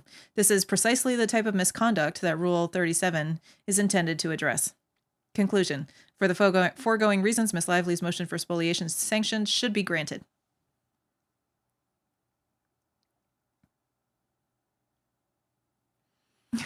I agree. I'm sorry. I was like, chat's going crazy, but yeah, I mean, of course, they're going to ask for the motion to be granted, but I think the I think they make a very compelling argument. This is where being a layman, sucks. It'd be nice to have a lawyer, partner up with us on some of this stuff and be able to, help sort through some of those legalese. But in the end, the fundamentals that we understand and know are that they had an obligation to preserve evidence if there was an anticipation of litigation, and that was certainly at least something that Brian Friedman would have told his clients. Mm-hmm. Because one of the first things that we got when we got sued by Leo was, how we had an obligation to preserve the evidence that we had. Don't throw anything away from that time, et cetera. We got that rundown from our lawyers. Yeah, I mean, I read it. I guess Wayfarer parties are claiming that they just didn't read the letter from Lively's lawyer. When was that letter? November 2023. So November 2023. Yeah. Yep. So they knew. It was before the second phase of filming, after the strikes had resolved. Sure. And they were about to get back. So with the 17 points, they got a lawyer letter that said that she reserves her right to, litigate. But for now, this will do. Let's, you want to hit the chat? Sure. We're going to go to the next document, right? Yeah. Well, this one is the Jones Works reply. Yeah. This one's about Jen Abel, because that's who they're suing. Delicious. I'm in the chat. What's up, my homies? What's up, my homies? Yeah, I think I'm gonna raise your angle a little bit. I like it a little higher.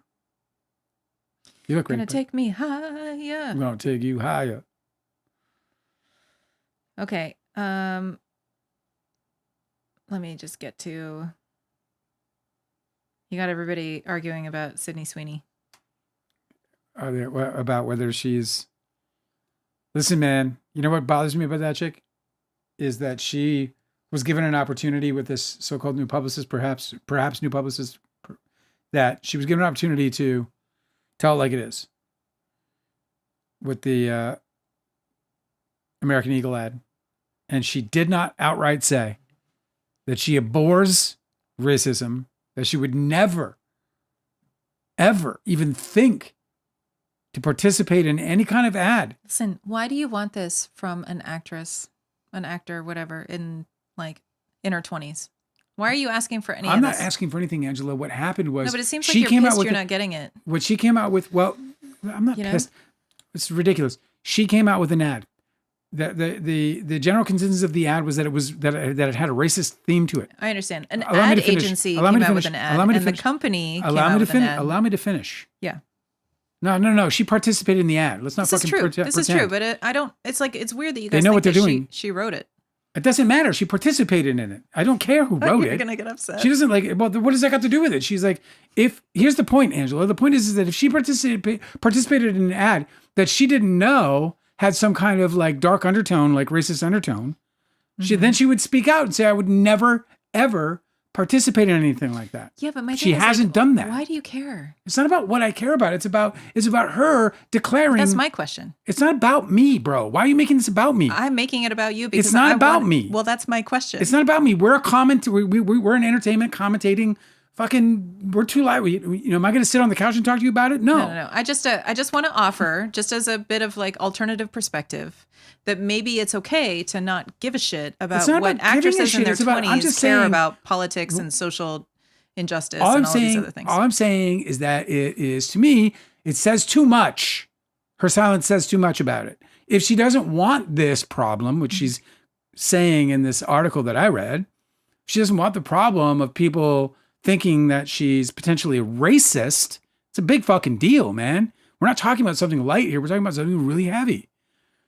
So, a lot of, me included, a lot of people don't want to fucking inadvertently support anything like that. I don't want to fucking go and see a Sydney Sweeney movie if I know that she's a despicable racist. Why would I want to do that? Okay. So, but do you think she's a despicable racist? I don't know. This is the point that I'm trying to make. Okay, so you want her to prove to you that she's not a despicable racist so that you can enjoy her movies? It's not about proving anything to me. I don't know why you want to keep putting it on me. I wish you'd stop. This is about her making her statement to the world after the world has said, hey, Is this fucking racist? Are you a racist? The answer should be quick. The answer should be like instant. No, I'm not. I would never be. I know, but and she to this day still has not. I love people. I love all people. I'm allowing room for there to be. Obviously, I agree with you. I don't think it's the best strategy, but there is a media strategy where a person who is involved in some controversy tries to avoid talking about the controversy. This is one strategy that people are trained, told, advised. Yeah, but it's one thing to like avoid. So I see this as avoiding a controversy. It's her controversy. I understand, but I see what she's doing as potentially part of that strategy. But it's it could be that she's controversy. being advised. You keep saying that, and I've heard you, so I know what you're saying. Like she's involved. The controversy is because of something she did. I get it, but I'm just saying it's not. If you don't like her response, I'm saying she's probably advised by people who are telling her that this is the better response. You know, there is something that happens now in modern media. Okay. Okay. Listen. Yeah. Are you with me, or are you just? I'm listening. Okay. There's a thing that happens where the media turns so fast, like this, like a constant, like refreshing of our feeds. People are encouraged, prompted to forget about shit real fast. And I don't know if you've noticed, but a lot of the, like, especially when Me Too was at its like zenith, it made a big difference whether the accused made a statement versus when they didn't say anything and they just were completely like off the map, like they went dark. The people that completely ignored their controversy got out from the conversation much faster. It's like it's almost like embers. Like if you breathe on it, okay, it gets stronger. It didn't work. Right. People are still, I'm just on saying, edge but about that's it. Possibly a strategy. Okay, but it didn't work. And then when she was giving, well, it didn't work. And then when she came out and had the second opportunity to say, "I abhor racism. I would never lend my name to anything that would even remotely suggest anything as deplorable and despicable as racism," she didn't. What she did instead was say something to what you're talking about, which is, I try to keep my mouth shut about these things. It's your thing, lady. We're not talking about fucking your opinion on ICE. We're not talking about your opinion on fucking, we're talking about you in an ad where your fucking line in the ad, people are thinking could have something to do with racism. And I, as an individual, as a person, it doesn't matter if I'm famous or not famous, if I had done anything ever in my life that would suggest that I'm a racist, I would immediately want to rectify that. And I would want to clarify that, because I would not want, going forward, anyone to believe that I would associate with anything as despicable as racism. Right. So that's all I'm saying. I'm saying she had the opportunity. She could fucking clarify it, and she didn't. And so, does it matter? I don't know, but her box office isn't doing well, and it just feels like that they're just keeping, shoving this woman down everybody's throats rather than. Now, look, she's got a bunch of movies coming out. She's in a bunch of movies, whatever. So I guess it's just that her bad press could be following her around. Whatever the case, I don't know.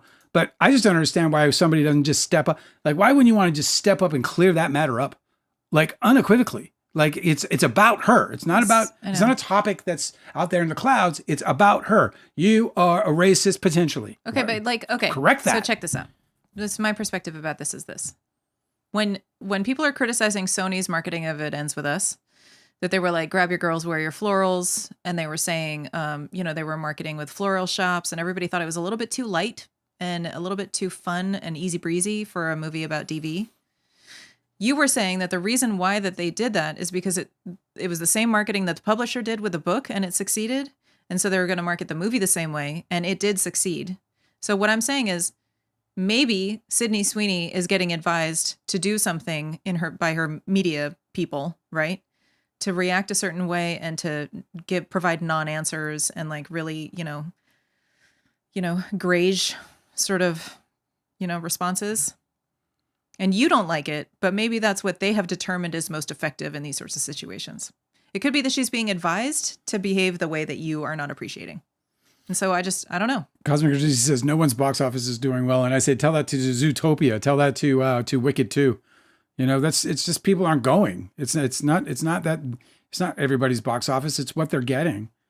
Sydney Sweeney is not bringing people into the theaters, and obviously her press isn't doing her any fucking favors either, which is why you might be right in that she either added to or maybe even changed publicists.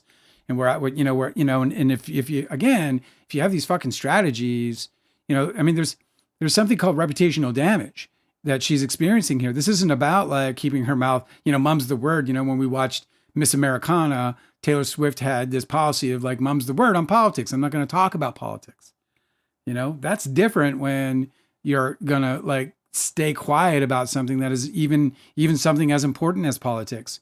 That's a totally different ball game. But if Taylor Swift was accused of being a racist, do you think Taylor Swift would be ambiguous in any way about that? I mean, I don't think so. No, and I wouldn't either. I wouldn't make that choice either. But it just seems like everybody is trying to just, blame her. And I'm just saying, like, she's probably not in control of a lot of this. I think it's different. I think what you're experiencing isn't that people are trying to blame her. People were like, "Hey, what the fuck? That's racist." And then she's supposed to come out and say, "Oh no, fucking no way. That's really racist. I would never have anything to do with that. I abhor racism and so on and so forth." And then when that didn't happen, they're like, "Well, what the fuck, mom?" You can't play mom's the word in this situation because we're saying, yo, balls in your court. We're concerned about you endorsing a product that might be, that might have a racist message behind it. So what we get is the idea, the concept that Sydney Sweeney is not a real one. Okay. Because she doesn't want to be. Maybe not. I don't know anything about her beyond. I just wish that she would clarify this in public. I just wish she'd clarify the situation up for her own good and for, for the future conversations, because I wish so too. So we could just move on from this topic because I just find it so fucking tedious.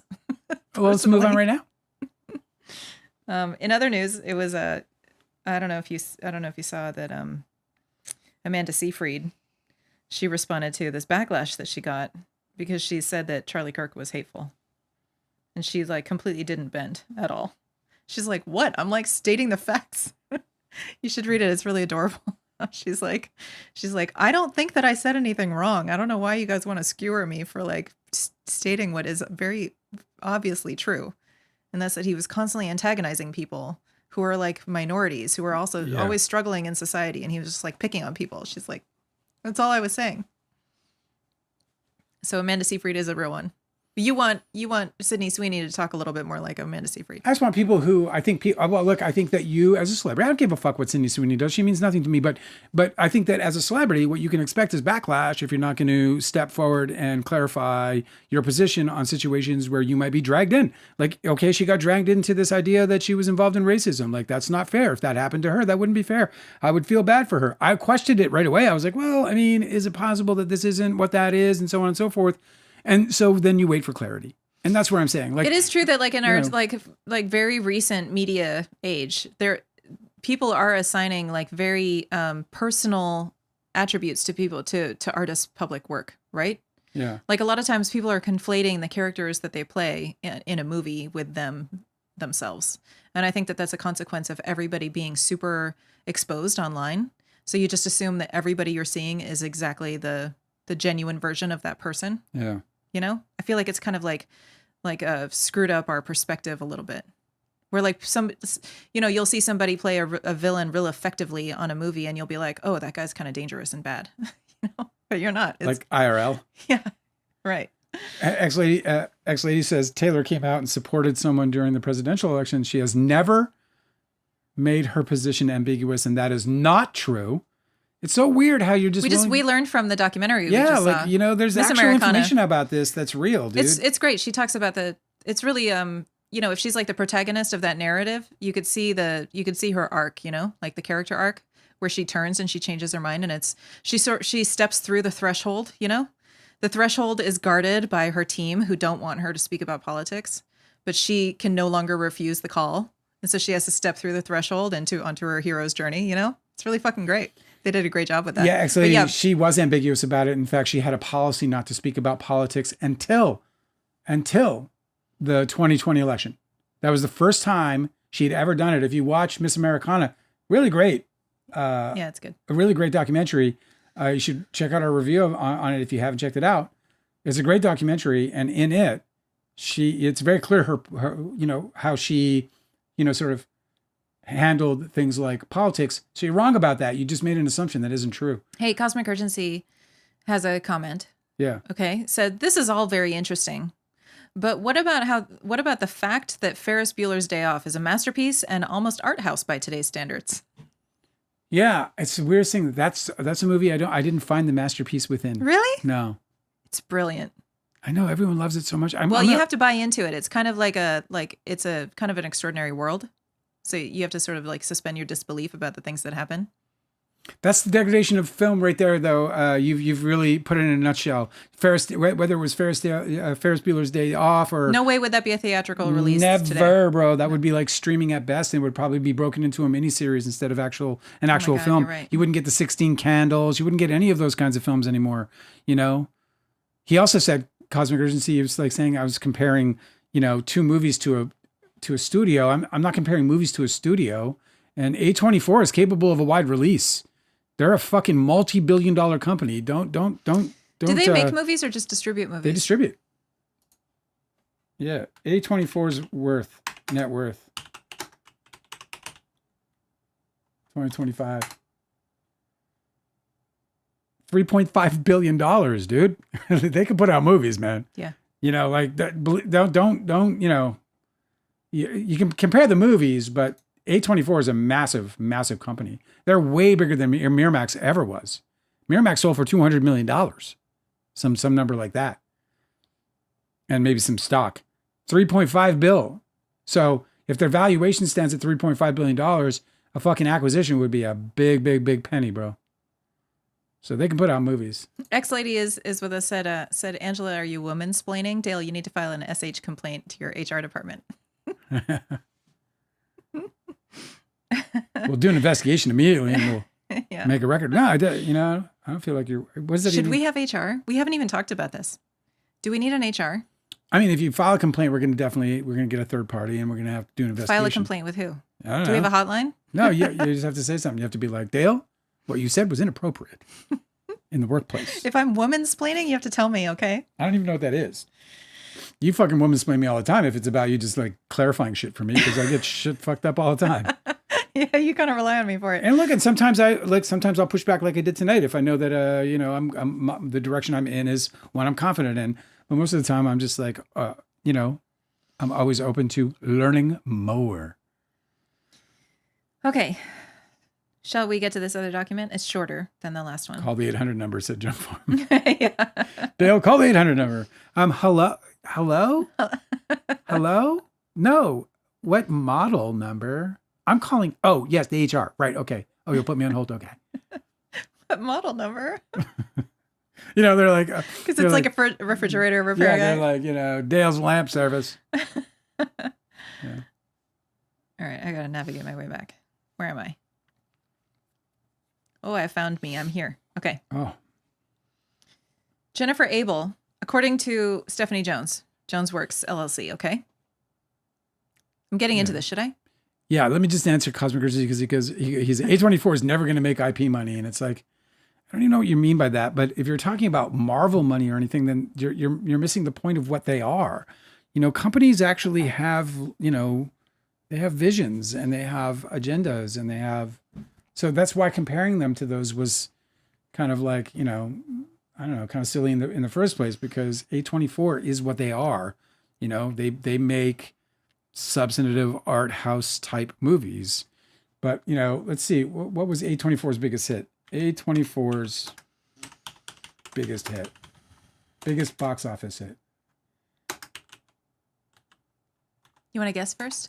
No, because I don't know enough about Whiplash. That shit. Whiplash, you think? Was it A24? No, was it? Oh, maybe Lady Bird? Was that A24? I don't know. A24. I don't know my studios. Number 10 is at almost 50 million, Midsummer. Oh, yeah, okay. Ari Aster. Yeah. Yeah, Ari Aster, exactly. You didn't like that one, right? That guy, Yeah, he does too much. Yeah. It's true. Hereditary did $82 million. Talk to Me did $92 million. Civil War did $126 million. Is that their number one? No.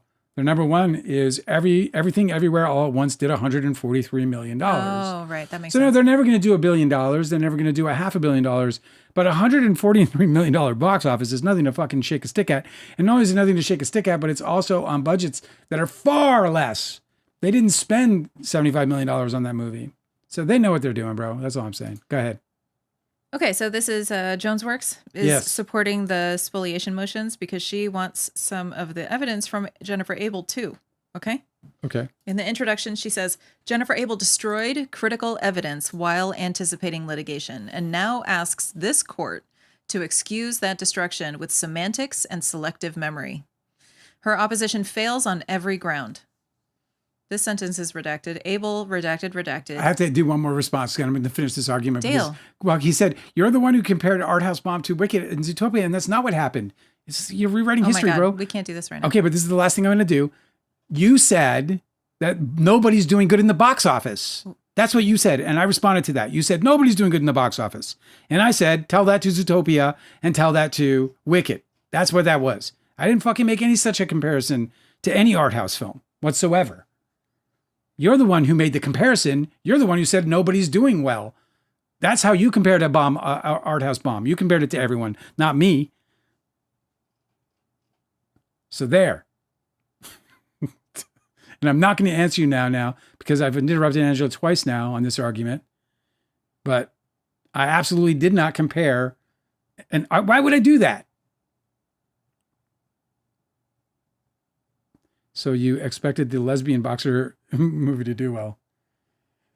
Yes, I did. I did. Yeah, well, I mean, look. I still want to watch that movie. Here's what I'm because telling you. Christy Martin deserves to have an awesome fucking bio. Completely agree with you. It's You know? all about the marketing. It's all about how you put it out. It is also about who you put in your starring role. That's always going to be a factor. But I did expect it to be a hit. Yeah. I think it's gonna fucking- and so did they. I think it's gonna be awesome. They put it out on more than 2,000 screens, bro. Like if you're going to put it out on 2,000 screens, then you have an expectation for that movie. And it's not to fail. Like, so it's not about me. It's about them. You know, how wide what's the movie called, Christy? You know what the movie's called? Is it called Christy? I don't know. Anyway, I'm not going to look it up. I know that they opened it wide. It might have even been on 3,000 screens, but it was at least 2,000 screens. So if you're going to put a movie on 2,000 screens, then as a distributor, you're supposed to know what the fuck you're doing in that situation. If you think that movie is not made for like awards season excellence, Exactly. then you should learn more about her story and watch the documentary that's on. For sure. I think it's on maybe Netflix or HBO or something. It's fucking incredible. Her story is amazing. It is. Really, it it's like is. an unmissable documentary. No. She's like an important figure. She became this she was an athlete that became this like pivotal and important character and you know had this importance in the whole LGBTQ movement and so on and so forth. So her story is fucking well worth it. And Sydney Sweeney looks like the perfect casting choice. Yeah, like the perfect casting choice. All right. Anyway. Should I skip this? No, you just want to talk about no, other let's go. stuff? I'm sorry. I promise I won't interrupt you again. No, you can. I'm I'm reading this for you. I just get particularly sensitive when somebody says I said something I didn't say. I'm like, I did not say that. I know you get sensitive. I hate that. I want you to interrupt though, because I'm reading this for your commentary Yes, I know. You know? I know. No. I mean, I won't interrupt you with about other stuff. Yeah, like the fucking argument over hot dogs. They're bad for you. Hot dogs are bad for you. It's not pork, it's beef. Don't eat them. They're bad for you. And they contain 50 different animals. Snouts and lips are delicious. Go. Okay. Starting over. Okay. Jennifer Abel destroyed critical evidence while anticipating litigation. Okay. Yes. And she now asks this court to excuse that destruction with semantics and selective memory. I knew this one was going to be sassier because let's go. It's Jonesworks. Her opposition fails on every ground. Abel, and then there's a redacted portion, yet claims her duty to preserve extended only to redacted allegations, not to the public relations campaign launched specifically to counter those very allegations. So she's deciding what's discoverable. Yes. This artificial distinction collapses under the slightest scrutiny.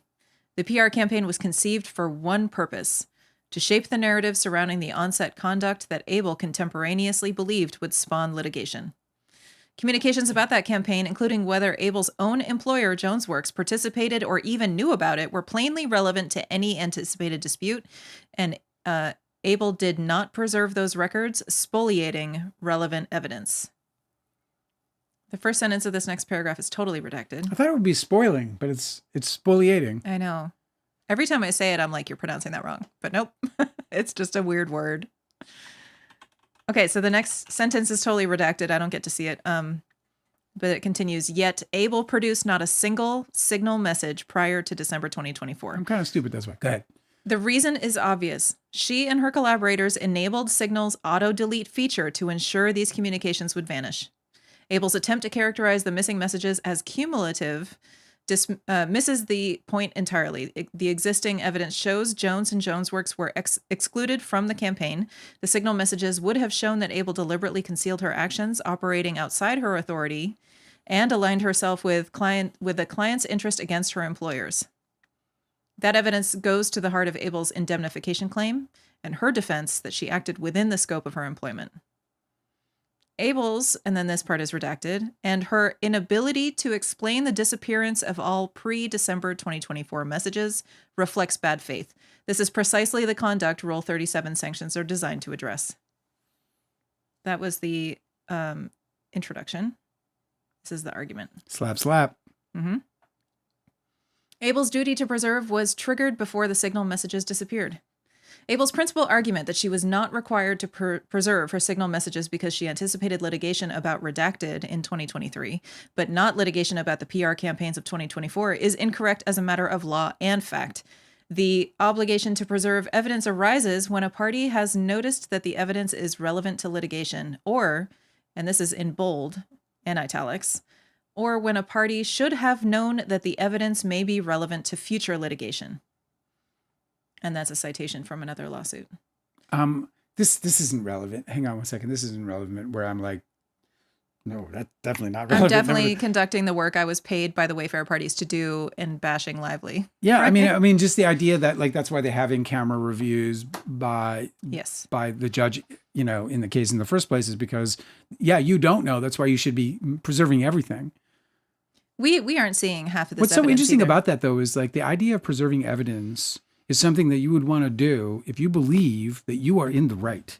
Like if you are in the right, if you believe that you're the person who has been mishandled, then you're going to want to preserve everything. These guys are claiming that Blake Lively, the big bad wolf, came in, stole everything, destroyed his life, and these fucking publicists were going to make it all right for their client. Yeah. And they knew that Blake Lively was going to try and sue them. And they are the righteous ones. These are the righteous ones deleting everything. Mm-hmm. These are the righteous ones hiding everything. We're not even seeing half the evidence too, because there's so many redactions. It's right? fucking, it's fucking insanity. Like bro. this part, so it means that the judge is seeing everything. So when the judge is ruling in Lively's favor, it's because he knows the fucking story that we don't. Of course. So this part says, Abel admitted that redacted. There's 2 lines of redacted text. Yeah. So it's a big admission. I can't see. Right. Those allegations are the very reason the PR campaign existed. Sometimes when I'm like at the sink or whatever, or maybe I'm making tea or something, okay, I will think of a sentence in my head and then I'll say redacted. You've been doing this too long. It's in your brain. I'll just be sitting there. I'll be like, yeah, blah, blah, blah, redacted. Can you imagine? You start dreaming of it, then you know you're fucked. You're like arguing with redacted. And I'm sick and tired of the way you redacted yeah. last night. Go ahead. Abel admitted that redacted. So we don't get to see it. She straight up admits it here, but I don't get to see what it is. Those allegations are the very reason the PR campaign existed. The PR campaign Abel seeks to characterize as unrelated was conceived solely to influence the narrative surrounding those misconduct allegations. The distinction Abel now draws is artificial and unavailing. The August 2nd scenario planning document makes this explicit. The PR strategy was designed to protect the reputation of Baldoni and Wayfair Studios against Lively's anticipated public allegations and to prepare for public scenarios. And then there's a whole redacted portion, which is a quote from one of their exhibits. Okay? Okay. Abel cannot plausibly claim that PR work designed to manage anticipated litigation fallout was irrelevant to that litigation. The PR campaign was not an independent, unrelated activity. It was part and parcel, undertaken specifically to manage the fallout from the very conduct that Abel admits she believed would lead to litigation. That's right. The whole purpose of your employment with the Wayfair people was You're the one who said lawyer up. Yeah. You're the one who fucking said lawyer up. You knew. Yeah. You knew what was going on. That's right. You said lawyer up real early, and you even offered up an attorney with your partner, with your new partner, Melissa Nathan. You fucking knew everything. Communications about that PR work, including how it was conceived, who participated, and critically here, whether Jones and Jones' works were involved, were plainly relevant to any anticipated litigation concerning Lively's allegations. None of the authorities that Abel cites support her distorted argument that the preservation duty is limited to the specific legal authority ultimately asserted, or begins only once the suit is filed. They're quoting this part is in bold and italics. This part says, the obligation to preserve evidence arises also on occasion in other circumstances, as for example, when a party should have known that the evidence may be relevant to future litigation. Here's more citations about the duty to preserve. Abel admitted that a bunch of redacted, and under own authority, her duty to preserve was triggered by mid-August 2024 at the latest. Abel received explicit notice that a lawsuit may be afoot on November 10th, 2023, when she saw Lively's lawyer letter threatening that Lively was, in quotes, prepared to pursue her full legal rights and remedies. Come on.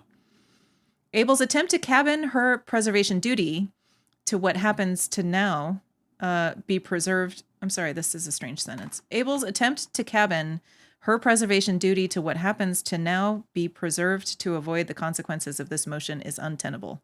Is that a typo, or did I just fuck that up? I don't know. It's a tough sentence. I'm not, listen, right. We don't have to wrestle that I'm one. going to move on. Yeah. Moreover, Abel's timeline is off base. She claims that she could not have anticipated litigation over August 2024 public relation activities in November 2023 because those public relations activities had not yet occurred. But her duty to preserve did not end in November 2023. It continued and intensified as litigation became increasingly likely. By August 2024, when Abel was actively using Signal to coordinate PR strategy and redacted, the foreseeability of litigation was undeniable. And remember that there were the unfollowings. Yeah. There was all this this tension building. By that point, at the latest, her duty to preserve communications relating to that anticipated litigation attached, regardless of when those communications occurred.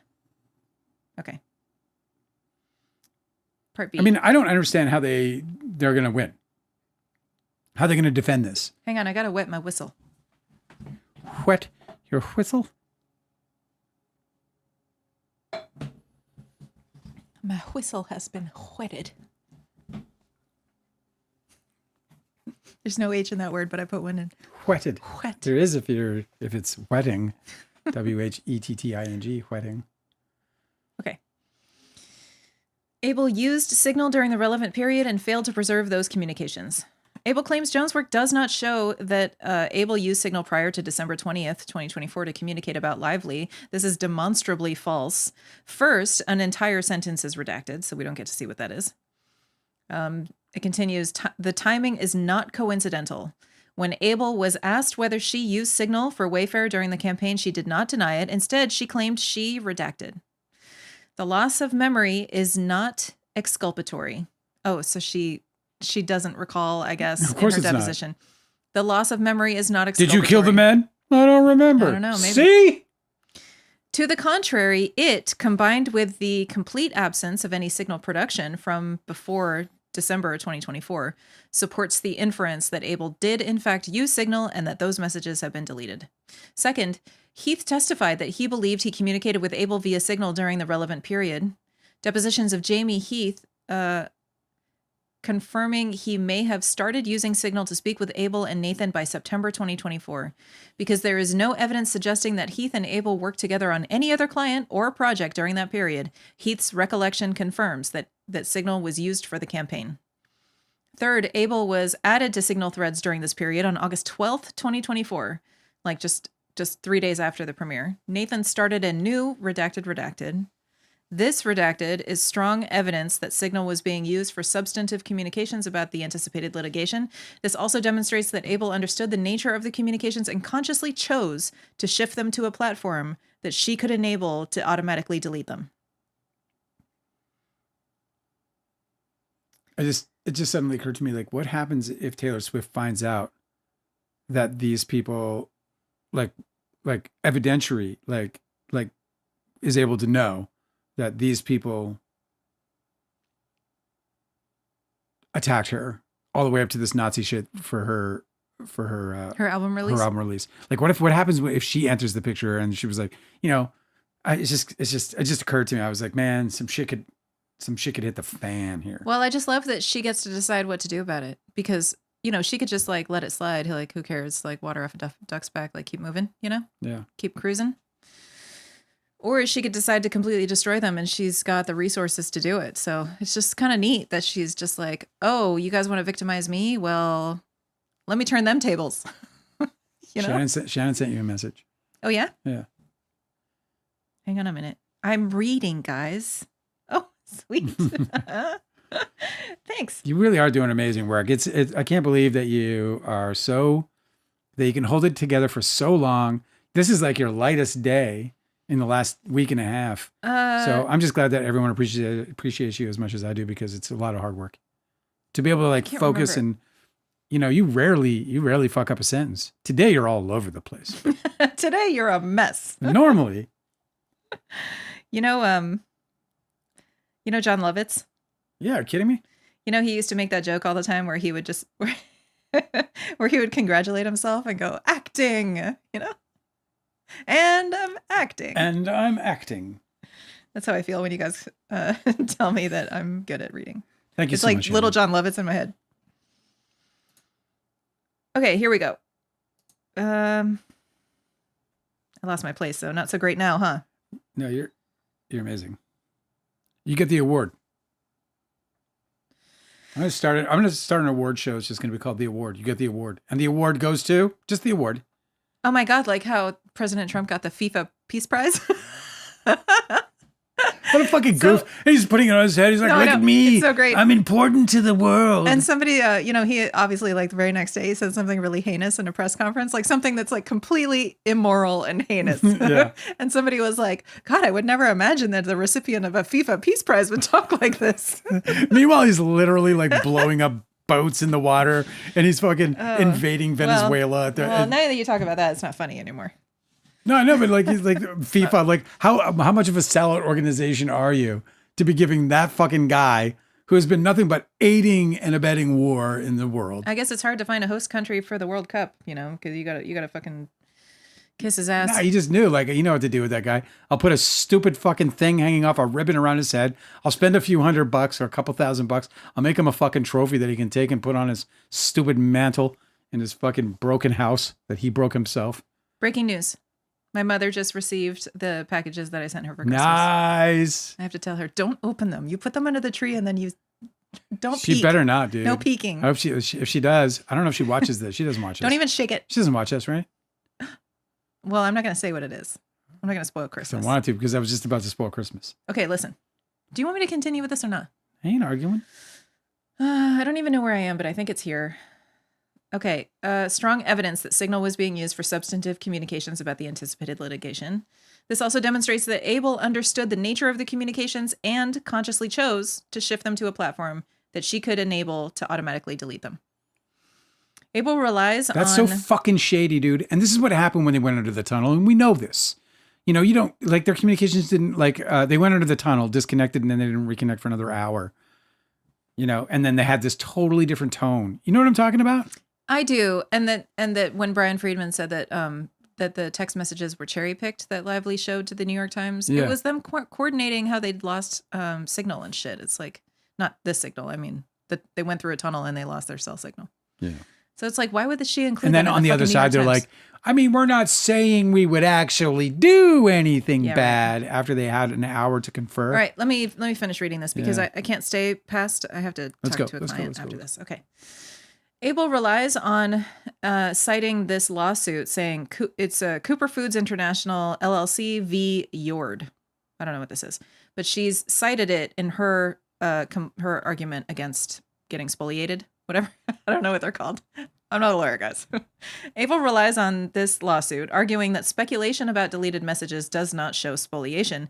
There, the court denied spoliation sanctions because the movement's argument rested on the speculative assertion that because the parties communicated on WhatsApp at other times, similar messages must have existed during the relevant period. Here, by contrast, there is direct contemporaneous evidence that signal communications existed during the relevant period and that Abel participated in them. And there are several, there's 1, 2, and we can't see 4 either, but these are all redacted, so we don't know what this evidence is. But number 3 is Heath testified that he may have communicated with Abel via signal during the campaign. Well, so did, well, okay, I don't know if what's his name did. They're also citing, Wallace. there's a footnote where they're kind of arguing against these other lawsuits that she cited, that Abel cited in her filing, but I'm not going to read it because it's lawsuit stuff, okay?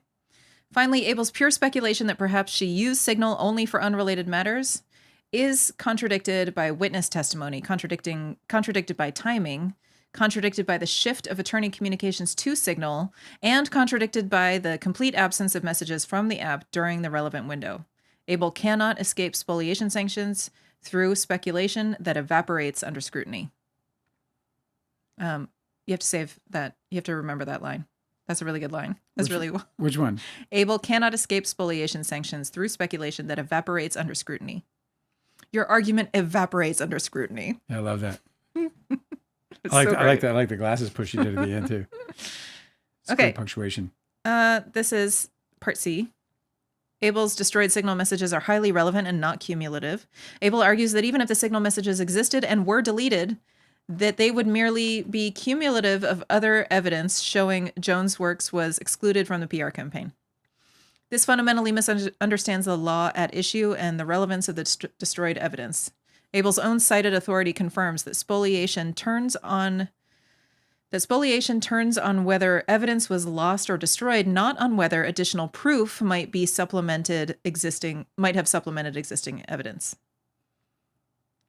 I'm sorry, I'm skipping this lawsuit reference. Abel's reliance on cumulative evidence cases is thus misplaced. None of the authorities she cites for that contention concern spoliation or sanctions, and of course none stand for the proposition that a party may withhold or spoliate relevant documents and discoveries simply because they may be cumulative. Abel incorrectly conflates admissibility under Rule 403. Does cumulative, is that referring to other people having copies? I think yes. I think that they're like, well, you could just obtain this from some other person. I think. I don't know. Sounds right. I'm kind of making like a association here. I mean, me too. Some of that, I guess, Abel incorrectly conflates admissibility under Rule 403 with the standard of spoliation. Of course, Rule 403 does not address spoliation, and in any event, courts have recognized that the loss of even cumulative evidence may still cause substantive prejudice to the innocent plaintiff, because plaintiff's case against defendant is weaker when it cannot present the overwhelming quality of evidence it otherwise would have had to support the case. Yeah, so cumulative evidence is the additional proof that it reinforces something already existed, adding weight to a fact or a claim through repetition or similar sources. So yeah, it's basically... Is it like synonymous with corroboration, like corroborative evidence? No, it's more similar sources. Okay. Like it's what we thought it was. In other words, like she's like, get them from him. He has them. Abel's indemnification claim turns on whether she conducted the actions at issue in the lively complaint in the course of her employment at Jones Works and at the direction of Jones Works. The destroyed signal messages would show she did not. They would show deliberate concealment. Abel's choice to use signal rather than normal business channels indicates that she knew she lacked authority and sought to hide her conduct from Jones. They would show decision-making by Abel, not Jones or Jones Works. The content would depict Abel alone setting strategy, coordinating with Nathan and Wallace, and directing the campaign without Jones's knowledge nor approval.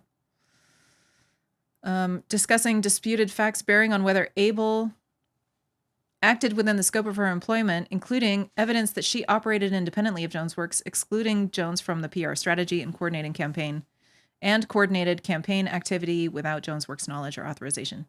And they would show personal benefit. The messages may reveal Abel's conspiracy to leave Jones Works, take the Wayfair account, and continue working with Nathan, evidence that she acted for herself, not for the company.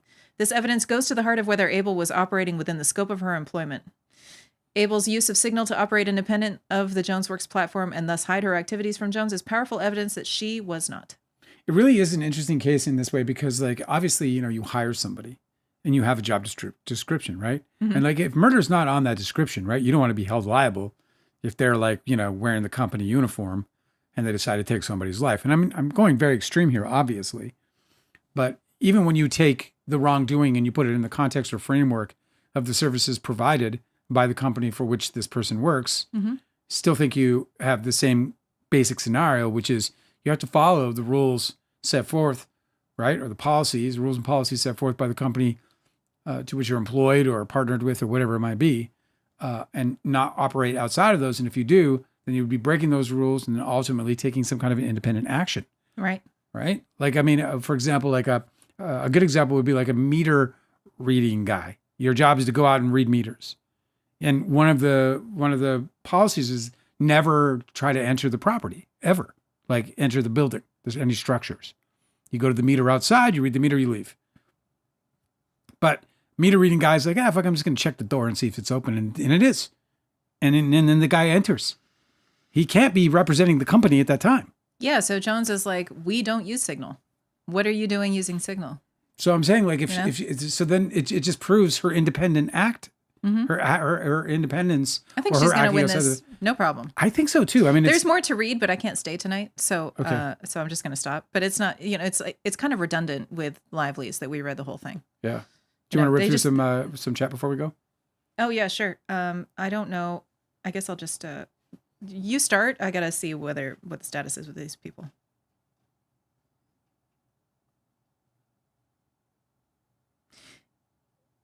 I got to bounce. Okay. I'll close up. You can actually stay on. Do you want to? No, I'm not going to stay on. I'm going to close up. I don't even know what's happening. I'm like completely in the dark. I don't know what you're doing. I had no idea. Why don't you talk to the chat and I'm just going to scoot out real quick and just sort of like, take care of some things and then have fun. Enjoy. All right. Thank you. See you later, everybody. Just because I have to go doesn't mean you have to go. Well, it kind of does. Let me just do this. And I've never been abandoned in the middle of a show by Angela before. I kind of hate it. All right. Let me go back up and just answer some of these questions the best I can. Let's see. There's some arguing. You guys are arguing. Don't argue nicely. I hope you will, at least. 20 points where they should have known. Lowering up is one of them, and they still have not turned anything over. I mean, I think the idea that they all have a coordinated date, which they say is when they began preserving as a collective evidence. And that I think just buttons it right up right there. Spoliation is buttoned up right there. Unless, of course, the judge believes that anything leading up to the December 20th date, I think is the date. But that December date, anything leading up to that date is irrelevant. If the ruling is that there is nothing up to December 20th that matters, then they're obviously not going to be held accountable. I have a hard time believing that this judge is going to believe for a minute that all of these people have a coordinated effort to not be able to turn over any evidence and or have even that evidence in their possession up until that date, especially as it relates to those chats. So I think that their spoliation is in trouble. I'm a layman. I don't know shit, but that can't be good. There's no way that can be good. So, so there's that. Bing Bop Boom, which is really a great name. Sage Steele was when the litigation started already. Well, now you guys are up ahead of me. I don't even know. I forget who Sage Steele is. He's the content creator that was talking to Friedman. Oh, right. Sage Steele and the content creator with Friedman. Right. That's the one that was. Well, I don't know what you guys are talking about. Forgive me. Technically, she said lawyer after she was told that they to read the statement. Exactly, Shannon. That's right. They were told to lawyer up after they offered the Lively and Lively offered the letter or the statement made that would have had Wayfair take certain responsibilities for the conditions of the set and the tension between producers, director, filmmakers, and cast, so on and so forth. When they chose not to do that, that's when they got the bullshit about lawyering up. So, you know what I'm saying? Yeah, you know what I'm saying. All right, let's see what else we got.